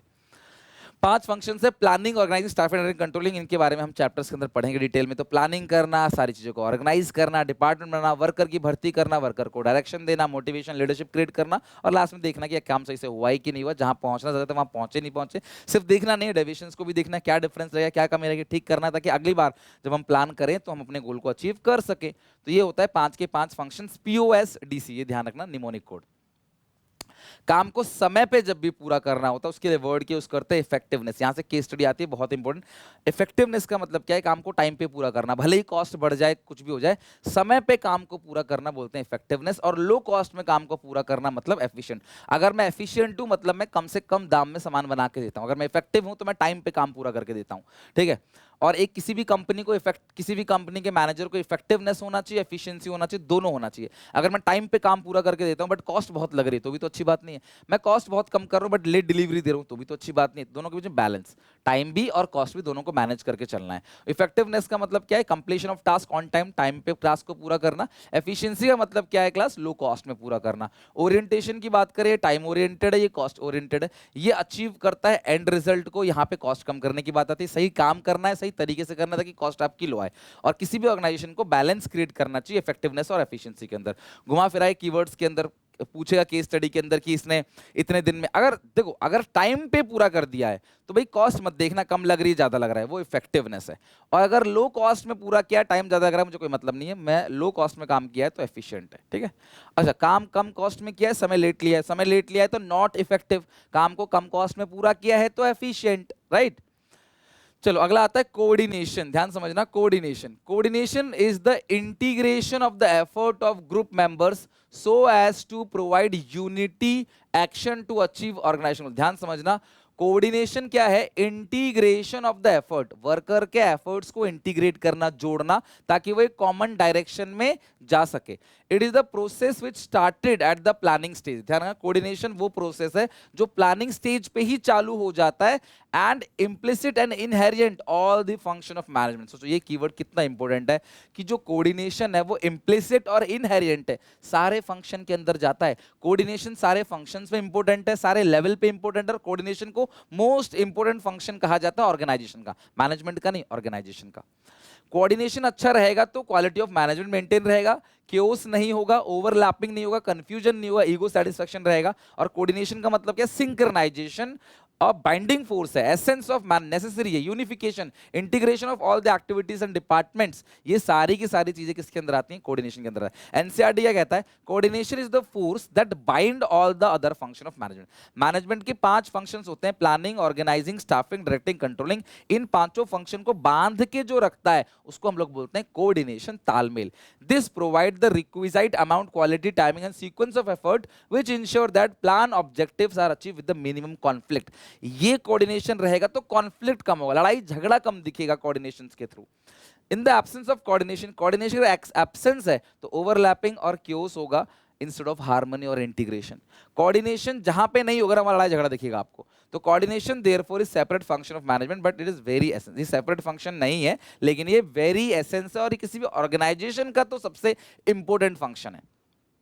कोऑर्डिनेशन एसेंस ऑफ मैनेजमेंट है, जरूरी है। क्यों? सारे फंक्शंस में कोऑर्डिनेशन चाहिए। बताओ ना यार, प्लानिंग के ऑर्गेनाइजिंग से बात नहीं करेगा, ऑर्गेनाइजिंग फंक्शन के लोग स्टाफिंग से बात नहीं करेंगे, स्टाफिंग, डायरेक्टिंग से, डायरेक्टिंग, कंट्रोलिंग से, जितने भी फंक्शंस है ना, पांचों के 5 फंक्शंस, वो नहीं चल पाएगा विदाउट कोऑर्डिनेशन। कोऑर्डिनेशन हर लेवल पे चाहिए। टॉप लेवल मैनेजमेंट नीचे वालों से काम करवाता है, क्या बिना कोऑर्डिनेट किए, बिना बातचीत करे करवाएगा? टॉप नीचे वाले को क्या बिना बातचीत किए ऑर्डर पास कर देगा? तो जब तक देखो देखो कोऑर्डिनेशन जरूरी है। तुम्हारा मेरा कोऑर्डिनेशन, तभी तुम वीडियो देख रहे हो बैठ के और तभी तुम मेरे से पढ़ रहे हो और मैं भी तुमको अच्छे से पढ़ा पा रहा हूँ। तुम्हारा मेरा तालमेल बैठा हुआ है, नहीं तो कोई फायदा ही नहीं। मेरा आपको पढ़ाया समझ नहीं आएगा, आपको मजा नहीं आएगा पढ़ने में मुझसे, और ना मुझे पढ़ाने में मजा आएगा। तो कोऑर्डिनेशन जरूरी है हर लेवल पे, टॉप मिडिल लेवल, हर लेवल पे, और ये मोस्ट इंपॉर्टेंट फंक्शन है किसी भी ऑर्गेनाइजेशन का। कोऑर्डिनेशन के फीचर्स की बात करें तो पहला फीचर है ये इंटीग्रेट करता है, ग्रुप एफर्ट्स को जोड़ता है। यूनिफाई मतलब एक करता है, यूनिफाई करता है unrelated diverse interest in purposeful work activity. Company में कितने वर्कर होते हैं, सबके गोल अलग अलग होते हैं, किसी का गोल कुछ है, किसी का गोल कुछ है। भाई कोऑर्डिनेशन सबको जोड़ता है, एक बना के रखता है कोऑर्डिनेशन, ताकि सबके सब ऑर्गेनाइजेशन के गोल की तरफ जाए, अपने गोल की तरफ ना जाए। Coordination unity of action ensure करता है कि सब लोग एक ही दिशा के अंदर जाए, कॉमन पर्पस से काम करें। कोऑर्डिनेशन कंटिन्यूअस प्रोसेस है, एक बार गोल अचीव हुआ फिर नया गोल के लिए कोऑर्डिनेशन बनाया जाता है, ये हमेशा चलता ही रहता है। पर्वेसिव है हर जगह, स्कूल, हॉस्पिटल, चैरिटेबल ट्रस्ट, आप मंदिर देखो, मस्जिद, हर जगह कोऑर्डिनेशन की जरूरत है। कोऑर्डिनेशन डेलिब्रेट फंक्शन है, जानबूझ के किया जाता है। अगर कंपनी में आप किसी से नाराज भी हो लेकिन फिर भी आपको कोऑर्डिनेट करना पड़ेगा, बातचीत करना पड़ेगा। कभी कभी होता है कि आप किसी स्कूल की टीचर से ट्यूशन नहीं लगवाते तो फुक जाता है, भाई इसने मुझसे ट्यूशन क्यों नहीं लगवाया प्राइवेटली, मेरे को स्कूल की सैलरी से पेट नहीं भर रहा, मुझे एक्स्ट्रा कुछ कमाना है, स्कूल में नहीं पढ़ाऊंगा मैं, ट्यूशन में पढ़ाऊंगा जो पढ़ाऊंगा। तो भैया आप उसके यहाँ नहीं जा रहे तो चिढ़ जाएगा आपसे, कोऑर्डिनेशन बिगड़ जाएगा। लेकिन फिर भी अगर आप उससे कुछ पूछोगे स्कूल में तो क्या वो नहीं बताएगा? बताना पड़ेगा उस टीचर को वो चीज़। क्यों? क्योंकि भैया जो कोऑर्डिनेशन है वो आपका डेलिबरेट है, करना ही पड़ेगा। आप कंपनी के अंदर हो तो तालमेल बनाना ही पड़ेगा, बातचीत तो करनी पड़ेगी।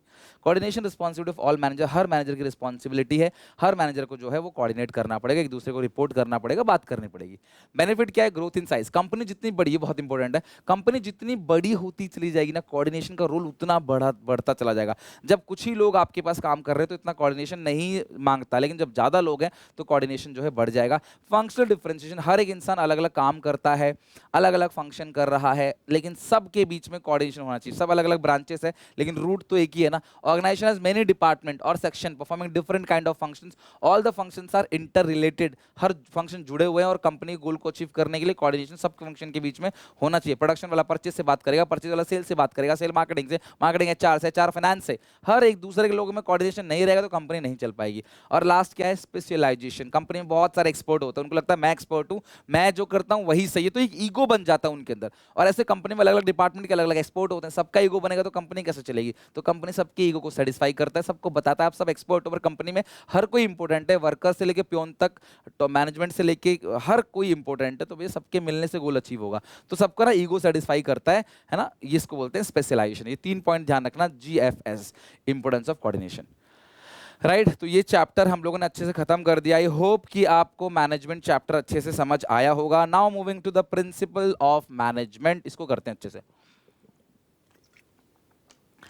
प्रिंसिपल ऑफ मैनेजमेंट बेसिकली है क्या? 2 चैप्टर आज आपको निपटाना है। अगर आप चाहते हो तो आप वीडियो पॉज करके ब्रेक ले लो आधे घंटे के, लेकिन खत्म करना है दोनों चैप्टर।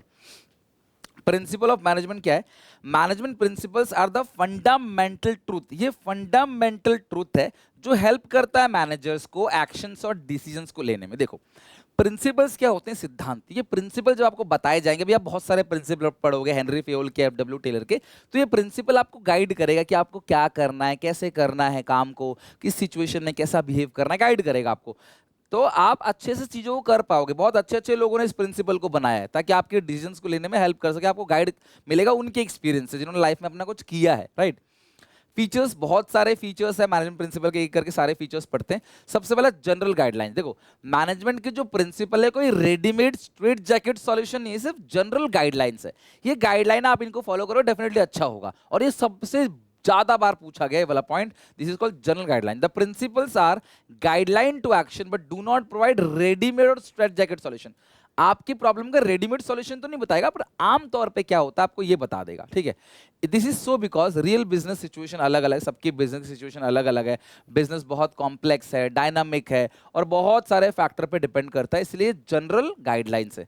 सेकंड है flexible. They are flexible and can not be modified by the manager.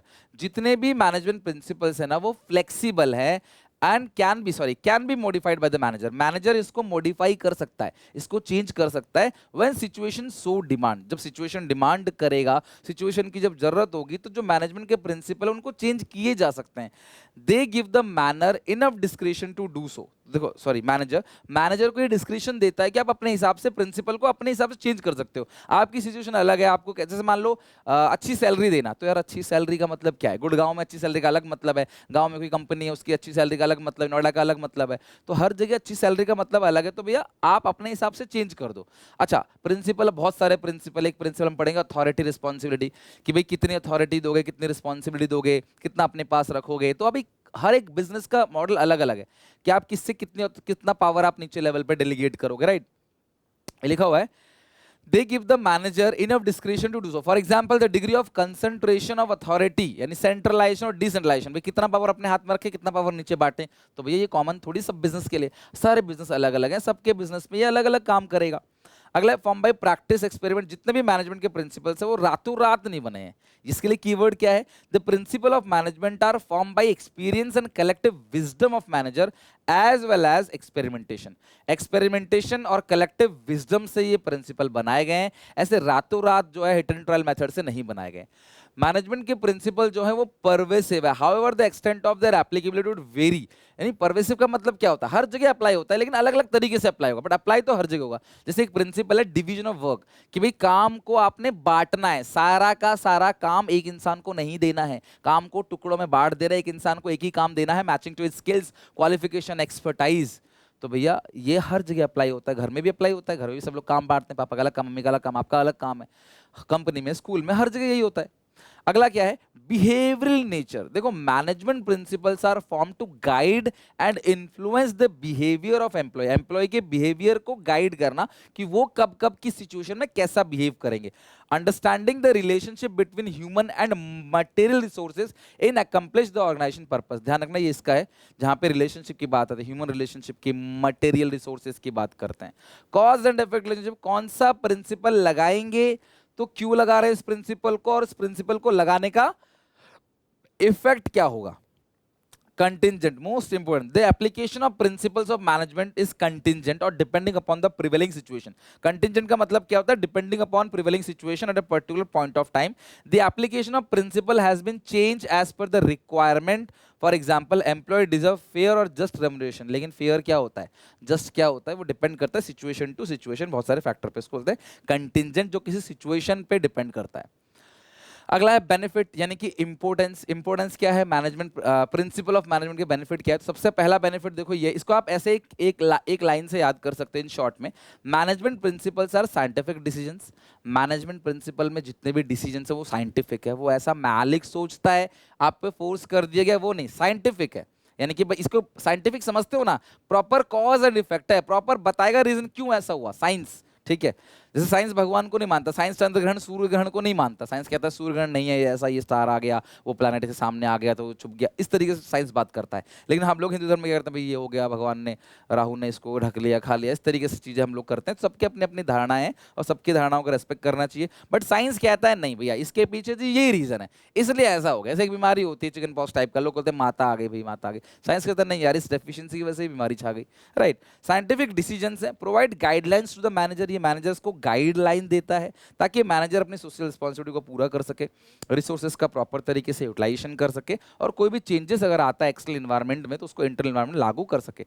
तो पहला क्या है, साइंटिफिक डिसीजंस, है ना, डिटेल में समझते हैं। They emphasise logic rather than blind faith. देखो ब्लाइंड फेथ नहीं आता इसके अंदर, लॉजिक आता है। Management decisions taken on the basis of principles are free from bias and prejudice. ये लाइन ध्यान रखना, management decisions taken on the basis of principles are free from bias and prejudice. They are based on objective assessment of the situation. यानी कि scientific decision है, ये किसी मालिक ने अपने मन से, अपनी इच्छा से नहीं बनाए। जितने भी डिसीजन लिए जाते हैं वो साइंटिफिकली लिया गया है, एक्सपेरिमेंट करके, रिसर्च करके डिसीजन लिया गया है। कौन कौन से हम बात करेंगे इस चैप्टर में आज। गाइडलाइन देता है, यानी रेडीमेड सॉल्यूशन नहीं है, सिर्फ गाइडलाइन देता है ताकि मैनेजर की जो रिस्पॉन्सिबिलिटी है सोसाइटी की तरफ, उसको पूरा कर सके, रिसोर्सेज का प्रॉपर तरीके से यूटिलाइजेशन कर सके, और कोई भी चेंजेस अगर एक्सटर्नल एनवायरनमेंट में आता है तो उसको इंटरनल एनवायरनमेंट में लागू कर सके। ये भाई साहब है हेनरी फ्योल। ठीक है, इन्होंने 14 प्रिंसिपल दिए थे। Henry Fayol French mining engineer है, 29 जुलाई 1841 इस्तांबुल टर्की में पैदा हुए। इनकी फेमस बुक थी Henry Fayol classic general and industrial management. Actually इन्होंने अपनी लाइफ में जो भी कुछ सीखा वो सब कुछ निचोड़ के इस बुक में दे दिया ताकि आप तक ये ज्ञान पहुंच सके। He become famous as father of management studies and thought. वो फेमस किस नाम से हैं, father of management studies and thoughts. NCERT क्या कहता है, Henry Fayol who have read the associated with the classical management theory. क्लासिकल मैनेजमेंट थ्योरी से ये जुड़े हुए हैं। जबकि एफ.डब्ल्यू. टेलर भी है, एक अमेरिकन मैकेनिकल इंजीनियर, और Henry Fayol French mining engineer थे, और इन्होंने जो है अपने साइंटिफिक प्रिंसिपल्स दिए थे, और इनको फादर ऑफ साइंटिफिक मैनेजमेंट भी कहा जाता है। फ्योल के एडमिनिस्ट्रेटिव प्रिंसिपल थे, इनके साइंटिफिक मैनेजमेंट के प्रिंसिपल थे। तो इनके 14 प्रिंसिपल को पढ़ते हैं जो बहुत आसान है, बहुत जनरल प्रिंसिपल है। फिर टेलर के प्रिंसिपल को पढ़ेंगे, फिर टेक्निक पढ़ेंगे, फिर डिफरेंस पढ़ेंगे, और इसको चैप्टर को खत्म करेंगे। तो चैप्टर में सबसे ज्यादा इंपॉर्टेंट पोर्शन जो है वो यही है। ये रहे 14 के 14 प्रिंसिपल। तो आओ एक एक करके सारे के सारे प्रिंसिपल को समझते हैं। अब कुछ बच्चे क्या करते हैं, अलग अलग निमोनिक कोड बना के इनके नाम को याद करने लग जाएंगे। भैया इनके नाम को याद करने की कोई जरूरत ही नहीं है। प्रिंसिपल क्या है अगर आपको ये पता है तो नाम तो पता ही होगा। आपको प्रिंसिपल समझना है, प्रिंसिपल क्या, ये नहीं पूछता आपको 4 प्रिंसिपल बताओ कोई भी। ये पूछेगा कि ये वाला पॉइंट जो है ये बताओ कौन से प्रिंसिपल में आता है, ये कौन सा प्रिंसिपल वॉयलेट कर रहा है, या कौन सा प्रिंसिपल फॉलो कर रहा है। या 3 या 4 नाम दे देगा, बोलेगा इसको एक्सप्लेन करो। इस तरीके से सवाल पूछता है। तो इनके नाम को ऑर्डरली याद करना ये सब इलॉजिकल है, कोई फायदा नहीं, इसका टाइम वेस्ट है। आपको पता होना चाहिए बस सारा का सारा कि कौन सा प्रिंसिपल के अंदर क्या आता है। जैसे आपको पता होना चाहिए कि डिवीजन ऑफ वर्क के अंदर क्या आता है। तो principle of division of work यही कहता है, एक हेनरी फोल साहब कहते हैं एक इंसान सारा काम नहीं कर सकता, तो टोटल वर्क को छोटे छोटे पार्ट में बांट दो, एक इंसान को एक ही काम दो। उससे क्या होगा, उसके स्किल्स, उसकी क्वालिफिकेशन, उसकी एक्सपर्टाइज, उसका एजुकेशन के हिसाब से आप उसको काम दे रहे हो, तो वो काम करते करते करते करते उस काम में एक्सपर्ट हो जाएगा, तो आपकी कॉस्टिंग कम लगेगी और समय पे वो काम करके पूरा देगा, आपको स्ट्रेस फील नहीं करेगा, उसको एक ही काम दिया है तो। This is called division of work. अगर आप ऐसा नहीं करोगे तो क्या होगा, चांसेस होंगे डुप्लीकेशन में, स्पेशलाइजेशन नहीं आएगा, काम में देरी होगी, एफिशिएंसी खराब हो जाएगी, लो कॉस्ट में नहीं कर पाएगा, वेस्ट करेगा वो। एक ही इंसान एक ही काम करेगा तो उसमें माहिर हो जाएगा, उसमें वेस्टेज कम आएगी। फिर अगला अथॉरिटी रिस्पॉन्सिबिलिटी, बहुत सिंपल प्रिंसिपल है। ये प्रिंसिपल कहता है कि अगर आप किसी को अथॉरिटी दे रहे हो तो उसके मैचिंग की रिस्पॉन्सिबिलिटी भी दो। अगर आपने ज्यादा पावर दे दिया तो मिसयूज करेगा, ज्यादा रिस्पॉन्सिबिलिटी दे तो ओवरबर्डन फील करेगा, तो आपको भैया दोनों को मैच करके देना है। इसको बोलते हैं प्रिंसिपल ऑफ अथॉरिटी और रिस्पॉन्सिबिलिटी। वेरी वेरी इंपॉर्टेंट, सबसे ज्यादा पूछा जाने वाला पॉइंट है डिसिप्लिन। डिसिप्लिन का मतलब क्या होता है, रूल रेगुलेशन का पालन करना और कमिटमेंट का पूरा करना। जो कमिटमेंट आपने की थी आप उसको निभाओ। डिसिप्लिन का मतलब क्या होता है, फ्रेमिंग रूल्स रेगुलेशन, जो भी रूल रेगुलेशन उसके अंदर काम करो, कोड ऑफ कंडक्ट को फॉलो करो, कमिटमेंट जो किया मालिक ने वर्कर के साथ, वर्कर ने मालिक के साथ, वो पूरा होना चाहिए, और अगर आपने पूरा नहीं किया तो फिर पेनाल्टी भी लगेगी, judicious application of penalty.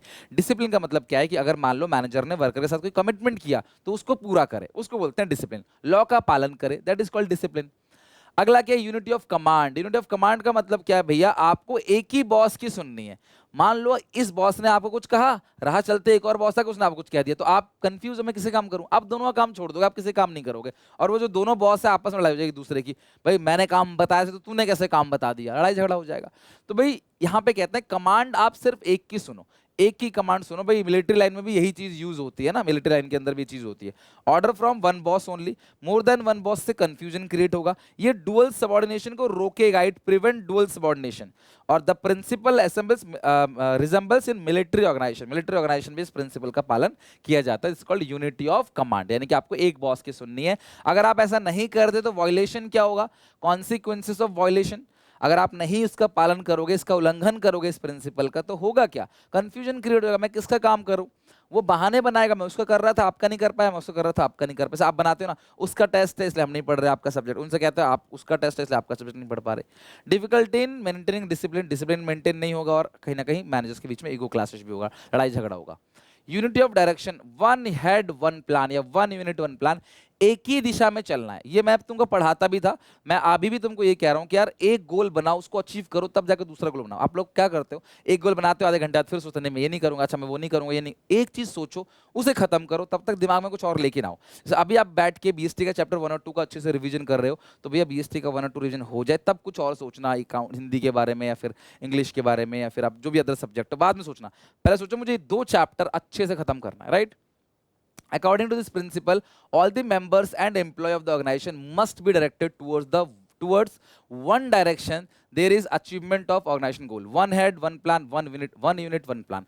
Consequences of violation of this principle, अगर आप इसको फॉलो नहीं करते तो क्या होगा, ऑर्गेनाइजेशन गोल अचीव नहीं होगा, लैक ऑफ कोऑर्डिनेशन, तालमेल जो है वो कम रहेगा, wastage of efforts and resources, resources का वेस्टेज होगा, एफर्ट्स का वेस्टेज होगा। कीवर्ड क्या है, वही class same to same keyword, one head one plan, सारे के सारे एम्प्लॉयज का जो एफर्ट है वो एक कॉमन गोल की तरफ जाना चाहिए। यूनिफिकेशन ऑफ एफर्ट, सबके दिशा को एक कॉमन डायरेक्शन अंदर लेके जाना है।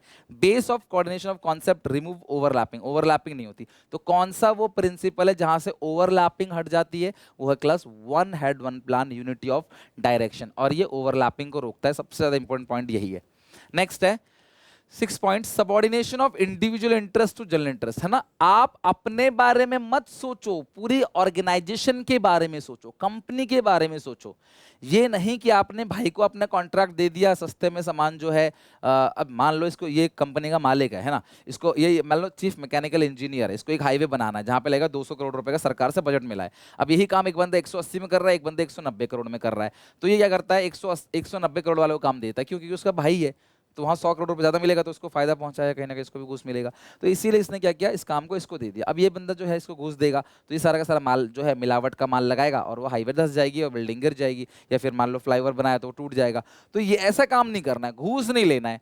फैमिली फंक्शन है, मत जाओ। अगर कंपनी को जरूरत है आपकी, तो फैमिली फंक्शन छोड़ दो, कंपनी में जाओ। This is called subordination of individual interest to interest. अभी अपने बारे में नहीं, कंपनी के बारे में सोचना। आपने बहुत सारी मूवीज में देखा होगा इस चीज को, कि भाई जो फौजी होता है वो अपनी शादी जा रहा होता है, शादी कर रहा होता है, शादी के तुरंत बाद या रक्षाबंधन पे आता है, फोन आ जाता है कि भाई लड़ाई हो गई बॉर्डर पे, तो वो भाग जाता है छोड़ के, अपने फैमिली फंक्शन को छोड़ देता नहीं, मुझे तुरंत जाना होगा।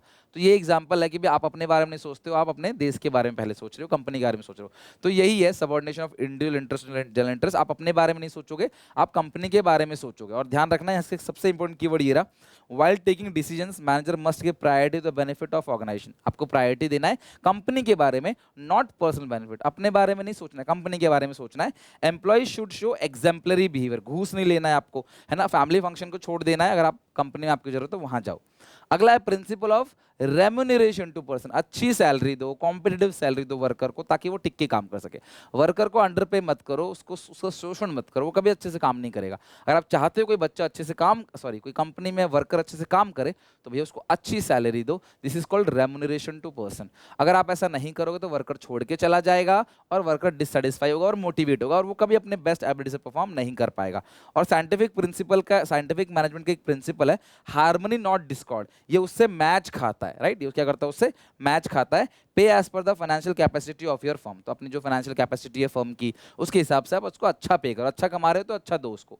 सेंट्रलाइजेशन डिसेंट्रलाइजेशन, ये प्रिंसिपल क्या कहता है कि क्योंकि सारा काम अकेला इंसान नहीं कर सकता, तो कुछ पावर्स ऐसी होती हैं जो हम नीचे लेवल पे दे देते हैं। कुछ काम ऐसा होता है जो हम नीचे लेवल पे बांट देते हैं लोगों को, कि चलो ये काम तुम कर लो, और उस काम को करने के लिए उसको पावर भी देने। तो जो काम हम नीचे लेवल पे दे रहे हैं, जो पावर हम नीचे लेवल पे बांट रहे हैं, दिस इज कॉल्ड डिसेंट्रलाइजेशन। और जो पावर हम अपने पास रख रहे हैं, ये पावर किसी को नहीं देंगे, भाई ये हक मेरा, भाई ये मैं किसी को नहीं दूंगा, ये काम तो मैं ही करूंगा, तो उसको बोलते हैं सेंट्रलाइजेशन। तो टॉप लेवल मैनेजर कुछ चीजें अपने पास रखते हैं कि यार ये हम करेंगे, इसको हम नीचे कहीं नहीं देंगे, ये सारा पावर हमारे पास है, उसको सेंट्रलाइजेशन। और जो पावर नीचे लेवल पे सबको बांट देते हैं बराबर बराबर, उसको बोलते हैं डिसेंट्रलाइजेशन। कीवर्ड क्या है, की decision should be taken by the top management. जो भी की डिसीजन है उसको टॉप मैनेजमेंट लेंगे, एंड रूटीन डिसीजन जो है वो मैनेजर जो है वो नीचे लेवल पे दे देंगे। जो अलग अलग लेवल काम कर रहे हैं, लोअर और मिडिल लेवल, हम उनको नीचे लेवल पे वो दे देंगे जो बाकी डिसीजन है। अगला है प्रिंसिपल ऑफ स्केलर चेन। अगर मैं स्केलर चेन की बात करूं, बहुत इंपॉर्टेंट है कि कोई भी इंफॉर्मेशन है वो नीचे से ऊपर लाइन बाय लाइन जानी चाहिए, हिरार्की के थ्रू, ताकि कोई इंसान उस इंफॉर्मेशन को मिस ना कर दे। तो इंफॉर्मेशन सबके पास जाए, तो कोई भी चीज नीचे से ऊपर जा रही है तो लाइन बाय लाइन जाए, और ऊपर से कोई चीज आ रही है नीचे तो लाइन बाय लाइन है। इसी को बोलते हैं स्केलर चेन, यानी एक हिरार्की ऑफ ऑर्डर है। ध्यान रखना, हिरार्की वर्ड इसका कीवर्ड है। लाइन ऑफ अथॉरिटी भी इसका कीवर्ड है। लाइन ऑफ अथॉरिटी को हिरार्की बोलते हैं, जहां पे कम्युनिकेशन सबके पास जाएगा, कोई इंसान भूलेगा नहीं, है ना। Report to your immediate boss only, ये रिपोर्ट करेगा सिर्फ अपने ऊपर वाले को। आप डायरेक्टली स्कूल के प्रिंसिपल से कंप्लेन नहीं करोगे, आप अपने क्लास टीचर से पहले कंप्लेन करोगे, है ना। रूटीन स्टेप कह रहा हूं, ये लाइन ऑफ अथॉरिटी। और अगर इमरजेंसी है तो आप कांटेक्ट कर सकते हो गैंग प्लान। यहाँ पे बच्चों को कंफ्यूजन रहता है कि हम सिर्फ इससे कांटेक्ट कर सकते हैं, किसी भी लेवल के मैनेजर से आप इमरजेंसी में कांटेक्ट कर सकते हो। इमरजेंसी की कोई लिमिट नहीं है, अगर इमरजेंसी है तो आप किसी से भी इमरजेंसी में कांटेक्ट कर सकते हो। उसको बोलते हैं गैंग प्लैंक। एक शॉर्टकट अलाउड है यहाँ पे, बट इसमें एक ही प्रॉब्लम है। फायदा ये है कि कम्युनिकेशन गैप नहीं रहेगा, बट घाटा ये है कि यार टाइम बहुत लग जाता है इसके अंदर, ये टाइम टेकिंग है, सबके पास से इंफॉर्मेशन जाएगा, समय लग जाएगा। अगला ऑर्डर, हर चीज प्रॉपर तरीके से अपनी प्लेस पर हो। यहाँ पे ऑर्डर देने वाला ऑर्डर नहीं है, यहाँ पे क्या है प्रिंसिपल ऑफ ऑर्डर के अंदर, कि हर चीज अपनी जगह पे हो, ताकि उसे ढूंढने में हमारा एनर्जी और टाइम बर्बाद ना हो उसको ढूंढने में। अगला है principle of equity. Principal of equity का मतलब सिंपल है कि यार किसी भी प्रकार का भेदभाव मत करो, मेल फीमेल के बेसिस पे, जेंडर के बेसिस पे, सेक्स के बेसिस पे, या फिर क्लास क्रीड के बेसिस पे, या फिर कास्ट के बेसिस पे, किसी भी तरह का कोई भेदभाव मत करो, जो बहुत ज्यादा कंपनी में होता है। भेदभाव किया जाता है, बच्चों के साथ ही भेदभाव होता है कि नहीं यार इसको इसको इसको अच्छे से समझाएंगे, इसको ये पूछेगा तो नहीं बताएंगे। होता होगा ना आपके पास कि आप कमजोर बच्चों पीछे बैठे हो, टीचर आपकी यार छोड़, तू रहने दे भाई, तू मत पढ़, तू रहने दे, तू जा बात कर। तो वो पढ़ना चाहता भी तो उसको स्कूल वाले टीचर्स पढ़ने नहीं देते। और कई टीचर ऐसे होते हैं जो अपने जिनको ट्यूशन पढ़ाते हैं उनको प्यार से बात करेंगे, अच्छा भाई ये तू है, वो है, उसे छुट्टी भी कर ली तो कोई बात नहीं, उसको बचा लिया, उसको अच्छे से पढ़ाया, क्योंकि वो एक्स्ट्रा पैसे दे रहा है। और जो बच्चा बेचारा गरीब है, वो अफोर्ड नहीं कर पाता ट्यूशन, फिर उसको मारना पीटना, टेस्ट में जानबूझ के फेल करना, प्रैक्टिकल में धमकी देना। तो ऐसी चीजें बच्चे बहुत बताते हैं, बहुत सोशल देखने को मिलता है, राइट। हमने भी खुद इस चीज को फेस किया है कि हम ट्यूशन नहीं लगवाते थे टीचर से, तो टीचर भैया स्कूल में फिर ऐसी आंखों से देखता था कि हम छुपते भागते थे उससे, क्योंकि ट्यूशन और लगवा लिया जिस बंदे ने ट्यूशन और फिर छोड़ दिया उसने, तो उसके तो स्कूल का मास्टर बैंड ही बजा देता बहुत ज्यादा, ठीक है। प्रैक्टिकल में फेल कर दूंगा, धमकी देता था, पेरेंट्स से शिकायत करना बिना बात के, स्कूल के पेपर में जानबूझ के नंबर काटना। जो बच्चा ट्यूशन पढ़ रहा है उसको भर भर के नंबर देना, उसको पहले से पेपर बता देना, आज ये क्वेश्चन कर ले, जो जो ट्यूशन पढ़ा देख वही चीज आया, अरे भाई तू ही पेपर बना रहा है, तू ही बच्चों को पढ़ा रहा है, तो वो चीज तो आएगा ही आएगा, तूने पहले ही बता दे बच्चों को पेपर, क्योंकि ट्यूशन पढ़ते तो उनके नंबर अच्छा के खुश हो गए, लेकिन बोर्ड्स में फंस जाते हैं फिर बेचारे वो। तो यही चीज है, कंपनी में भी वर्कर्स के साथ बहुत तरह का इनजस्टिस और भेदभाव होता है, वो नहीं होना चाहिए। अगर ऐसा हुआ तो अनहेल्दी रिलेशनशिप क्रिएट हो जाएगा वर्कर के और मैनेजमेंट के बीच में, वर्कर छोड़ के चला जाएगा।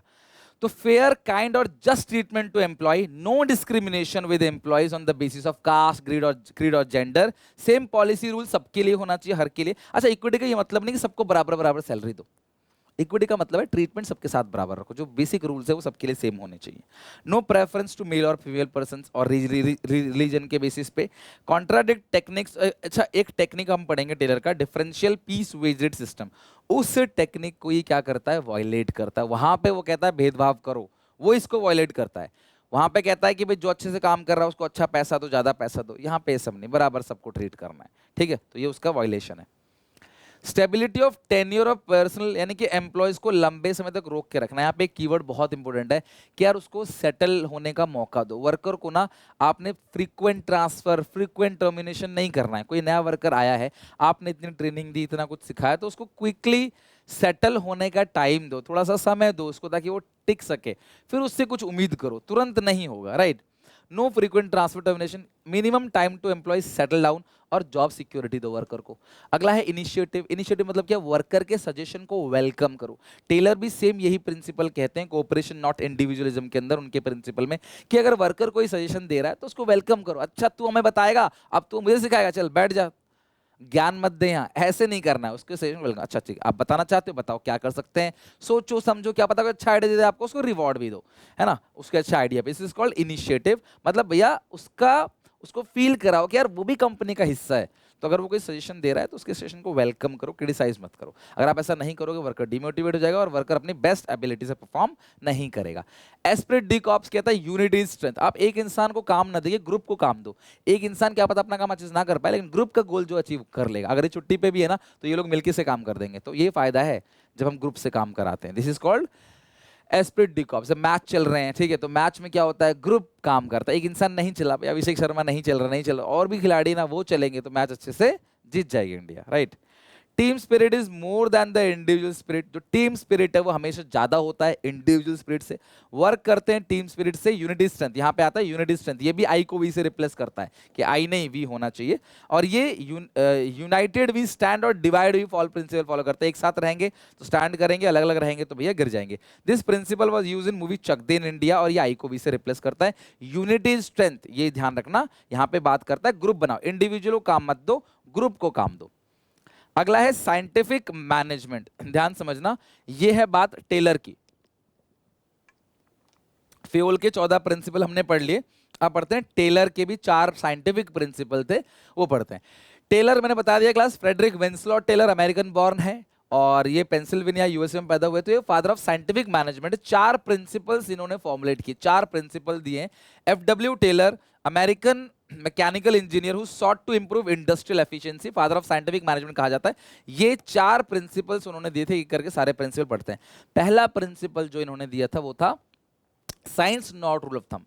बेसिकली एफडब्ल्यू टेलर साहब कहते हैं क्योंकि आप मालिक हो तो आप जो बोलोगे वो होगा, ऐसा नहीं है। कंपनी के अंदर जो भी डिसीजन लिए जाएंगे वो साइंटिफिक तरीके से लिए जाएंगे। हर चीज proper cause and effect relationship experiment करके, रिपीटेड एक्सपेरिमेंट करके देख के आपको डिसीजन लेना है। बिजनेस के अंदर एक भी डिसीजन आप अपनी इच्छा से नहीं लोगे। Taylor believe that there was only one best method, कहते हैं एक ही बेस्ट मेथड है एफिशिएंसी को बढ़ाने के लिए, जो डेवलप किसके थ्रू किया जा सकता है, साइंस के थ्रू, स्टडी और एनालिसिस के through, use of science of each and every element of the management. और ये वन बेस्ट मेथड है जो एफिशिएंसी को बढ़ा सकता है, और वो अपने रूल ऑफ थंब के हिसाब से नहीं हो सकता। मतलब आप लाठी के दम पे नहीं कर सकते, आप मालिक हो तो आप इतनी देर में इतना काम करो, आने जाना टाइम इतना होगा, ब्रेक इतनी देर का होगा, लंच इतनी देर का होगा, नहीं कर सकते आप। साइंस लगाओ हर जगह, कैसे लगाएंगे हम देखेंगे आगे चल के। Taylor should not take decision based on institution और विल और एक्सपीरियंस। आप पे एक्सपीरियंस जाए भाड़ में, कहता है ये सब साइंस से, एक्सपीरियंस मैटर नहीं करता, साइंस मैटर करता है।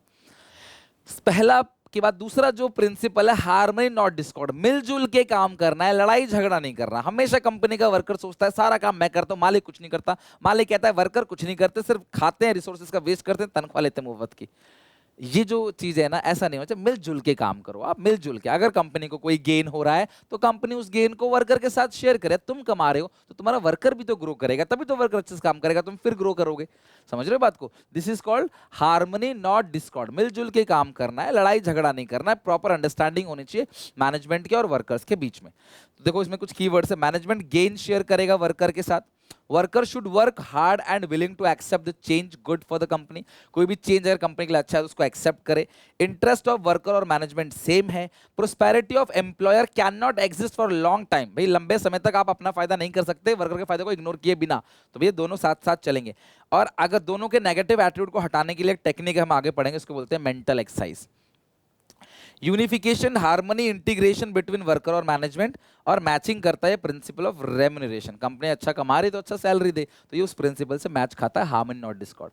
अच्छा, एनसीईआरटी बहुत इंपॉर्टेंट है। इसके एनसीईआरटी क्या कहता है, क्योंकि यहाँ पे हार्मनी में और कोऑपरेशन में बच्चे कंफ्यूज होते हैं, तो एनसीईआरटी की लाइन लिखवा दी मैंने, क्योंकि इससे बाहर कुछ आएगा नहीं। कितना ही कंफ्यूज करेगा वो, एनसीईआरटी की लाइन उठा के देगा आपको।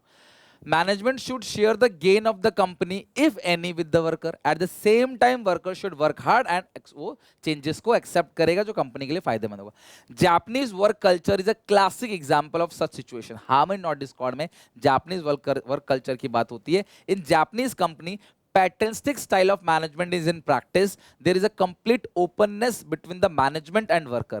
If all the workers go strike, they wear a black badge. एक बैज लगा लेते हैं, ब्लैक बैज, ठीक है। वो ये नहीं स्ट्राइक पे जाते तो गाली दे रहे हैं, तोड़फोड़ कर रहे हैं, शीशे तोड़ रहे हैं कंपनी के। ये भारत में होता है, वहां ऐसा नहीं होता। नाराजगी दर्शाएंगे लेकिन काम रोकेंगे नहीं, काम कर देंगे और अच्छे से काम करेंगे और ज्यादा काम करेंगे, ताकि मैनेजमेंट की सिंपैथी गेन कर सके। समझ रहे हो बात को? तो ऐसा नहीं नाराजगी में लड़ाई झगड़ा करेंगे। कोऑपरेशन नॉट इंडिविजुअलिज्म, ये कहता है कि वर्कर के सजेशन को वेलकम दो, वेलकम करो, और वर्कर को फीलिंग कराओ कि भी वो पार्ट ऑफ कंपनी है। जब तक वर्कर ये फील नहीं करेगा काम अच्छे से नहीं कर पाएगा वो, है ना। और अपने बारे में नहीं सोचना है ना, कोऑपरेशन करना है, अपने बारे में नहीं सोचना। ये नहीं कि आज लंच नहीं होगा, आज लोड ज्यादा है, तो भाई ये गलत है, इस प्रिंसिपल का वायलेशन कर रहे हो। सजेशन को वेलकम करो, और अनरीजनेबल स्ट्राइक पे वर्कर भी नहीं जाने चाहिए, वर्कर भी अनरीजनेबल डिमांड नहीं करना चाहिए, ठीक है। जैसे extension of harmony not Discord, ये एक्सटेंशन है हार्मनी नॉट डिस्कॉर्ड का। वर्कर के सजेशन को वेलकम करो, वर्कर को रिवॉर्ड दो अच्छे सजेशन के लिए। ओपन कम्युनिकेशन होना चाहिए, है ना। कोई बात करना चाहे तो बाकी बात कर सकता है, जरूरी नहीं कि हमेशा स्ट्राइक करो, ट्रेड यूनियन के पास जाओ। Each division of work and responsibility between workers and management. तो देखो हर एक डिवीजन ऑफ वर्क और रिस्पॉन्सिबिलिटी होना चाहिए वर्कर्स और मैनेजमेंट में। मैनेजमेंट को साइड बाय साइड काम करना चाहिए, कंपटीशन को कोऑपरेशन से रिप्लेस करना चाहिए। Management should not close it's year, अपने कान बंद नहीं करना है। अगर कोई कंस्ट्रक्शन सजेशन वर्कर दे रहा है, कंस्ट्रक्टिव सजेशन, तो कान बंद नहीं करना चाहिए। अगला है principle of development of workers to their greatest efficiency. अगर तुम चाहते हो कि तुम्हारा वर्कर अच्छे से काम करे, उसकी एफिशिएंसी बढ़े, वो कॉस्ट को कम करे, तो भैया उसे प्रॉपर ट्रेनिंग दो। मैं तुमको 100 नंबर का पढ़ाऊंगा, तभी तो 100 नंबर की एक्सपेक्टेशन तुमसे रखूंगा।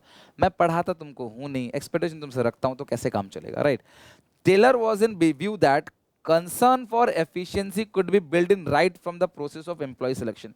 आप एम्प्लॉयज को जब सिलेक्ट कर रहे हो तभी ध्यान रखो इस बात की कि अच्छे एम्प्लॉय को सिलेक्ट करो, प्रॉपर ट्रेनिंग दो, तभी वो डेवलप करेगा, कंपनी को फायदा तभी होगा। टेक्निक, अभी 4 प्रिंसिपल का बहुत सारे टेक्निक्स टेलर ने दी है, तो उनमें से एक टेक्निक है फंक्शनल फॉरमैनशिप। टेलर कहता है क्योंकि एक इंसान सभी काम में एक्सपर्ट नहीं हो सकता, तो टेलर ने बोला 8 बॉस होने चाहिए।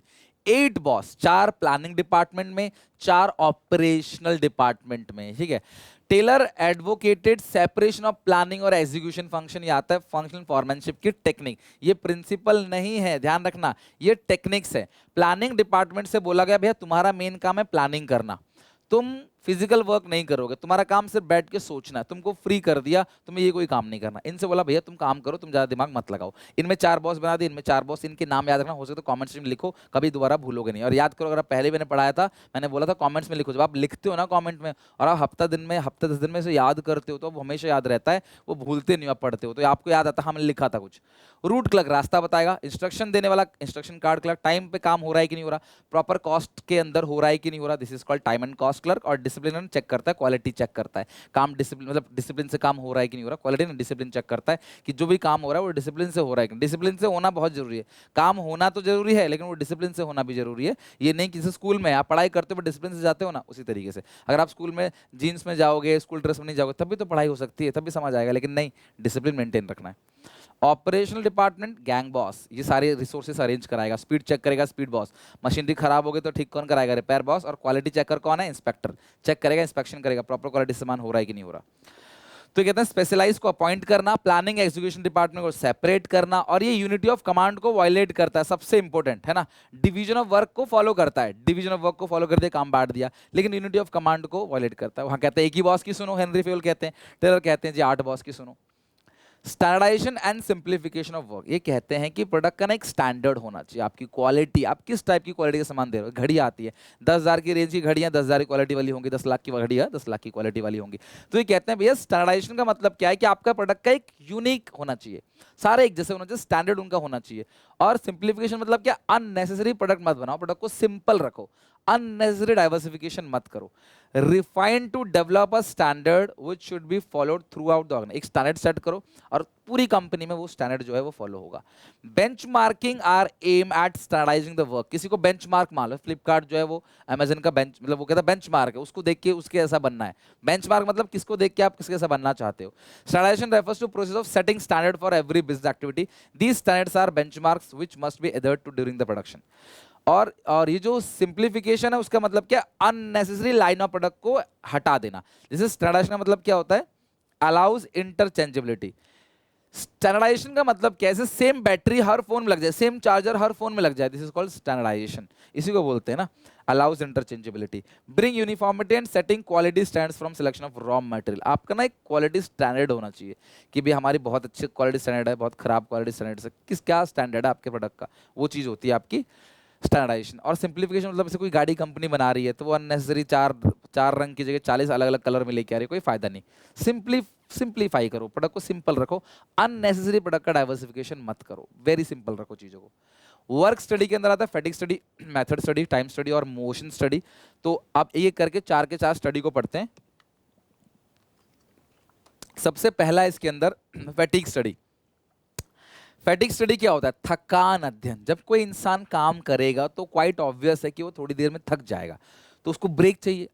कितने ब्रेक दोगे, एक ब्रेक कितनी देर का होगा, कितने कितने टाइम के बाद ब्रेक दोगे, सारी चीजें टेलर कहते हैं, क्योंकि आप मालिक हो, आप डिसाइड करोगे ऐसा नहीं है, आपको प्रॉपर साइंटिफिक काम करना पड़ेगा इस चीज को डिसाइड करने के लिए। It is conducted to find out the frequency of rest interval, कितने रेस्ट इंटरवल होंगे, कितने कितनी देर के होंगे, और कितने नंबर ऑफ रेस्ट इंटरवल होंगे, और फ्रीक्वेंसी क्या होगी, सारी चीजें डिसाइड करोगे।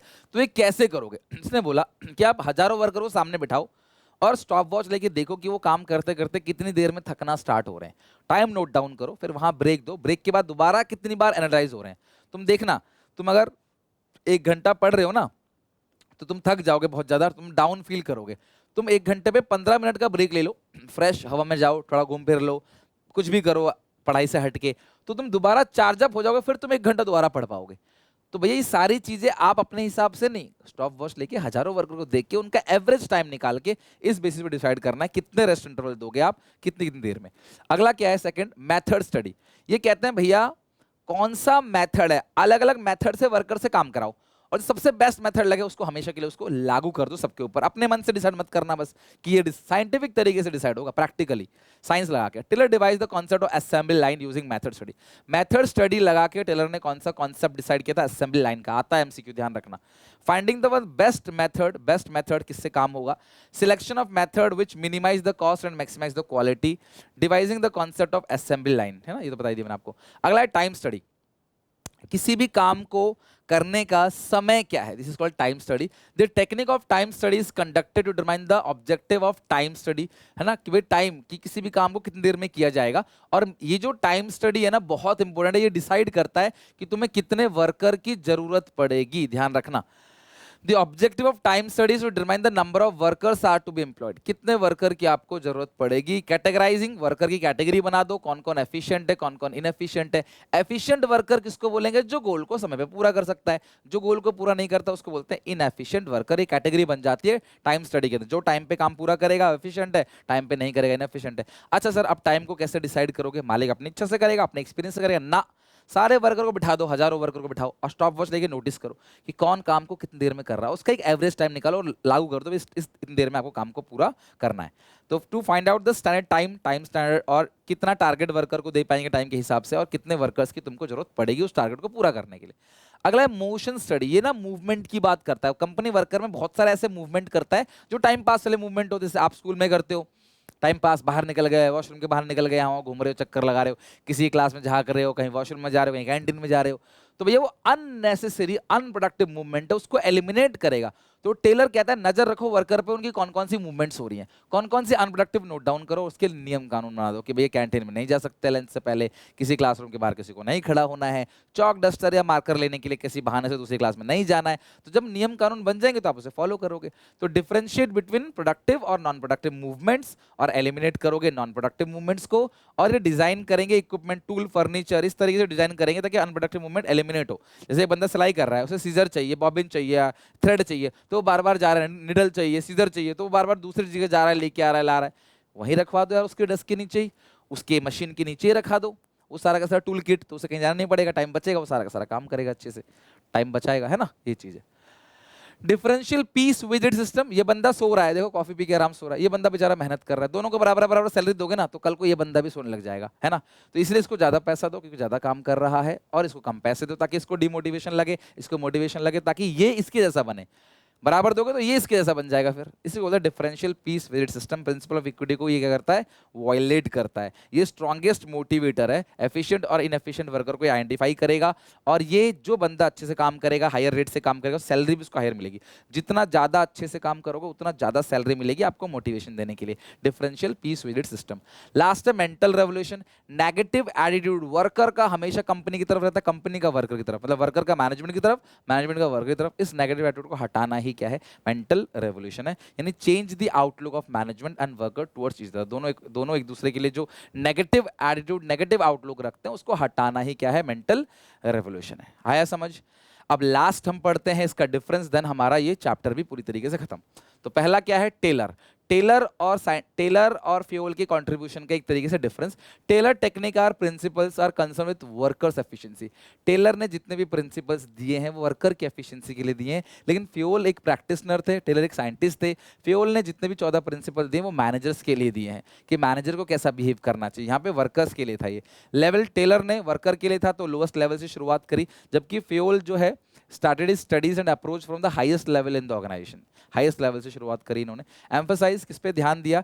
ग्रेटेस्ट एम्फेसिस दिया स्टैंडर्डाइजेशन ऑफ वर्क पे, है ना, कि काम स्टैंडर्ड तरीके से हो, और इसने मैनेजर किस किस तरीके से काम करेंगे, मैनेजर का फंक्शन क्या रहेगा, उस पे काम किया इन्होंने।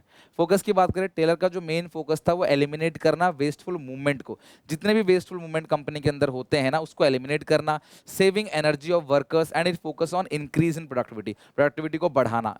जबकि टेलर फ्यूल क्या था? Focus was on development of principle for better management. देखो इन्होंने काम किया वर्कर के लिए, इन्होंने काम किया मैनेजमेंट के लिए, इन्होंने किया अपर लेवल के मतलब कि मैनेजर्स के लिए, इन्होंने किया लोअर लेवल के मैनेजर के लिए। मेजर कंट्रीब्यूशन, टेलर जो है वो डेवलपमेंट करते हैं साइंटिफिक टेक्निक्स और साइंटिफिक प्रिंसिपल को, और हेनरी फ्यूल ने डेवलप किया 14 जनरल प्रिंसिपल ऑफ मैनेजमेंट को, ये रहा 14। अगला है personality. Taylor develop as a personality of scientist. Taylor scientist और फेमस थे, फादर ऑफ साइंटिफिक मैनेजमेंट में। ये क्या था, इनकी रिसर्चर और प्रैक्टिशनर थे और ये बने father of general management, right. Unity of command, did not follow the principle. भैया ये यूनिटी ऑफ कमांड को फॉलो नहीं करते, कहते हैं 8 बॉस होना चाहिए, कहता है एक ही बॉस होना चाहिए। हेनरी फ्यूल साहब कहते हैं। Expression, Taylor techniques are express in scientific management, जबकि ये जनरल थ्योरी एंड एडमिनिस्ट्रेशन, इनके जो टेक्निक्स हैं वो जनरल थ्योरी एंड एडमिनिस्ट्रेशन है, या इनकी जो प्रिंसिपल्स हैं। Applicability, applicable to specialise situation, और ये यूनिवर्सल। हमेशा ये देखो, आपने हेनरी फ्यूल के जो 14 के 14 प्रिंसिपल पढ़े वो आपको काफी आसान लगे होंगे, क्योंकि वो यूनिवर्सल एप्लीकेबल है, वो आसान लगे, वो 14 आसान लगे होंगे, 4 आपको टफ लगे होंगे। बताना मुझे कमेंट सेक्शन में, गलत बोल रहा हूँ कि नहीं। इसके 4 पढ़े थे टेलर के, वो टफ लगे होंगे, लेकिन इसके 14 के 14 आसान लगे होंगे। क्यों? ये यूनिवर्सली एप्लीकेबल है, ये समझते हो आप, यह आपके घर में, स्कूल में, जिंदगी में, रियल लाइफ में होता है, लेकिन ये नहीं है, थोड़ा सा अलग है ना, तो इसे टफ लगता है। तो जनरल है, एप्लीकेबल यूनिवर्सिटी, और ये स्पेशलाइज सिचुएशन में एप्लीकेबल होता है, यूनिवर्सली एप्लीकेबल होता है। तो ये चैप्टर हमारा बहुत अच्छे से इसके डिफिकल्ट हो गया। तो आपकी जिम्मेदारी है पूरा का पूरा दोनों चैप्टर आज एट एनी कॉस्ट, दिन भर का समय है, शाम तक का टाइम, रात का टाइम ले लो, कल सुबह फिर से कराऊंगा चैप्टर 3 और 4। तो 1-2 की वीडियो आज आ गई, 1-2 वीडियो खत्म कर लेना, फिर 3 और 4 कल खत्म करना है। 6 दिन में 12 चैप्टर, मिस मत करना। फिर 2-2 घंटे देना है दिन भर में। आई थिंक 2 घंटे से भी कम में हमने खत्म कर लिया। मिलते हैं नेक्स्ट वीडियो में। आई होप आपको अच्छे से समझ आएगा। एक लाइक जरूर करना, कमेंट करना प्लीज, कॉमर्स के 1 बजे तक पहुंचा रहो। जिन्होंने सब्सक्राइब नहीं किया कर लो यार, जी जान लगा दूंगा इको बेस्ड में अकाउंट्स की तरह। ठीक है, मिलते हैं नेक्स्ट वीडियो में। Take care, bye bye.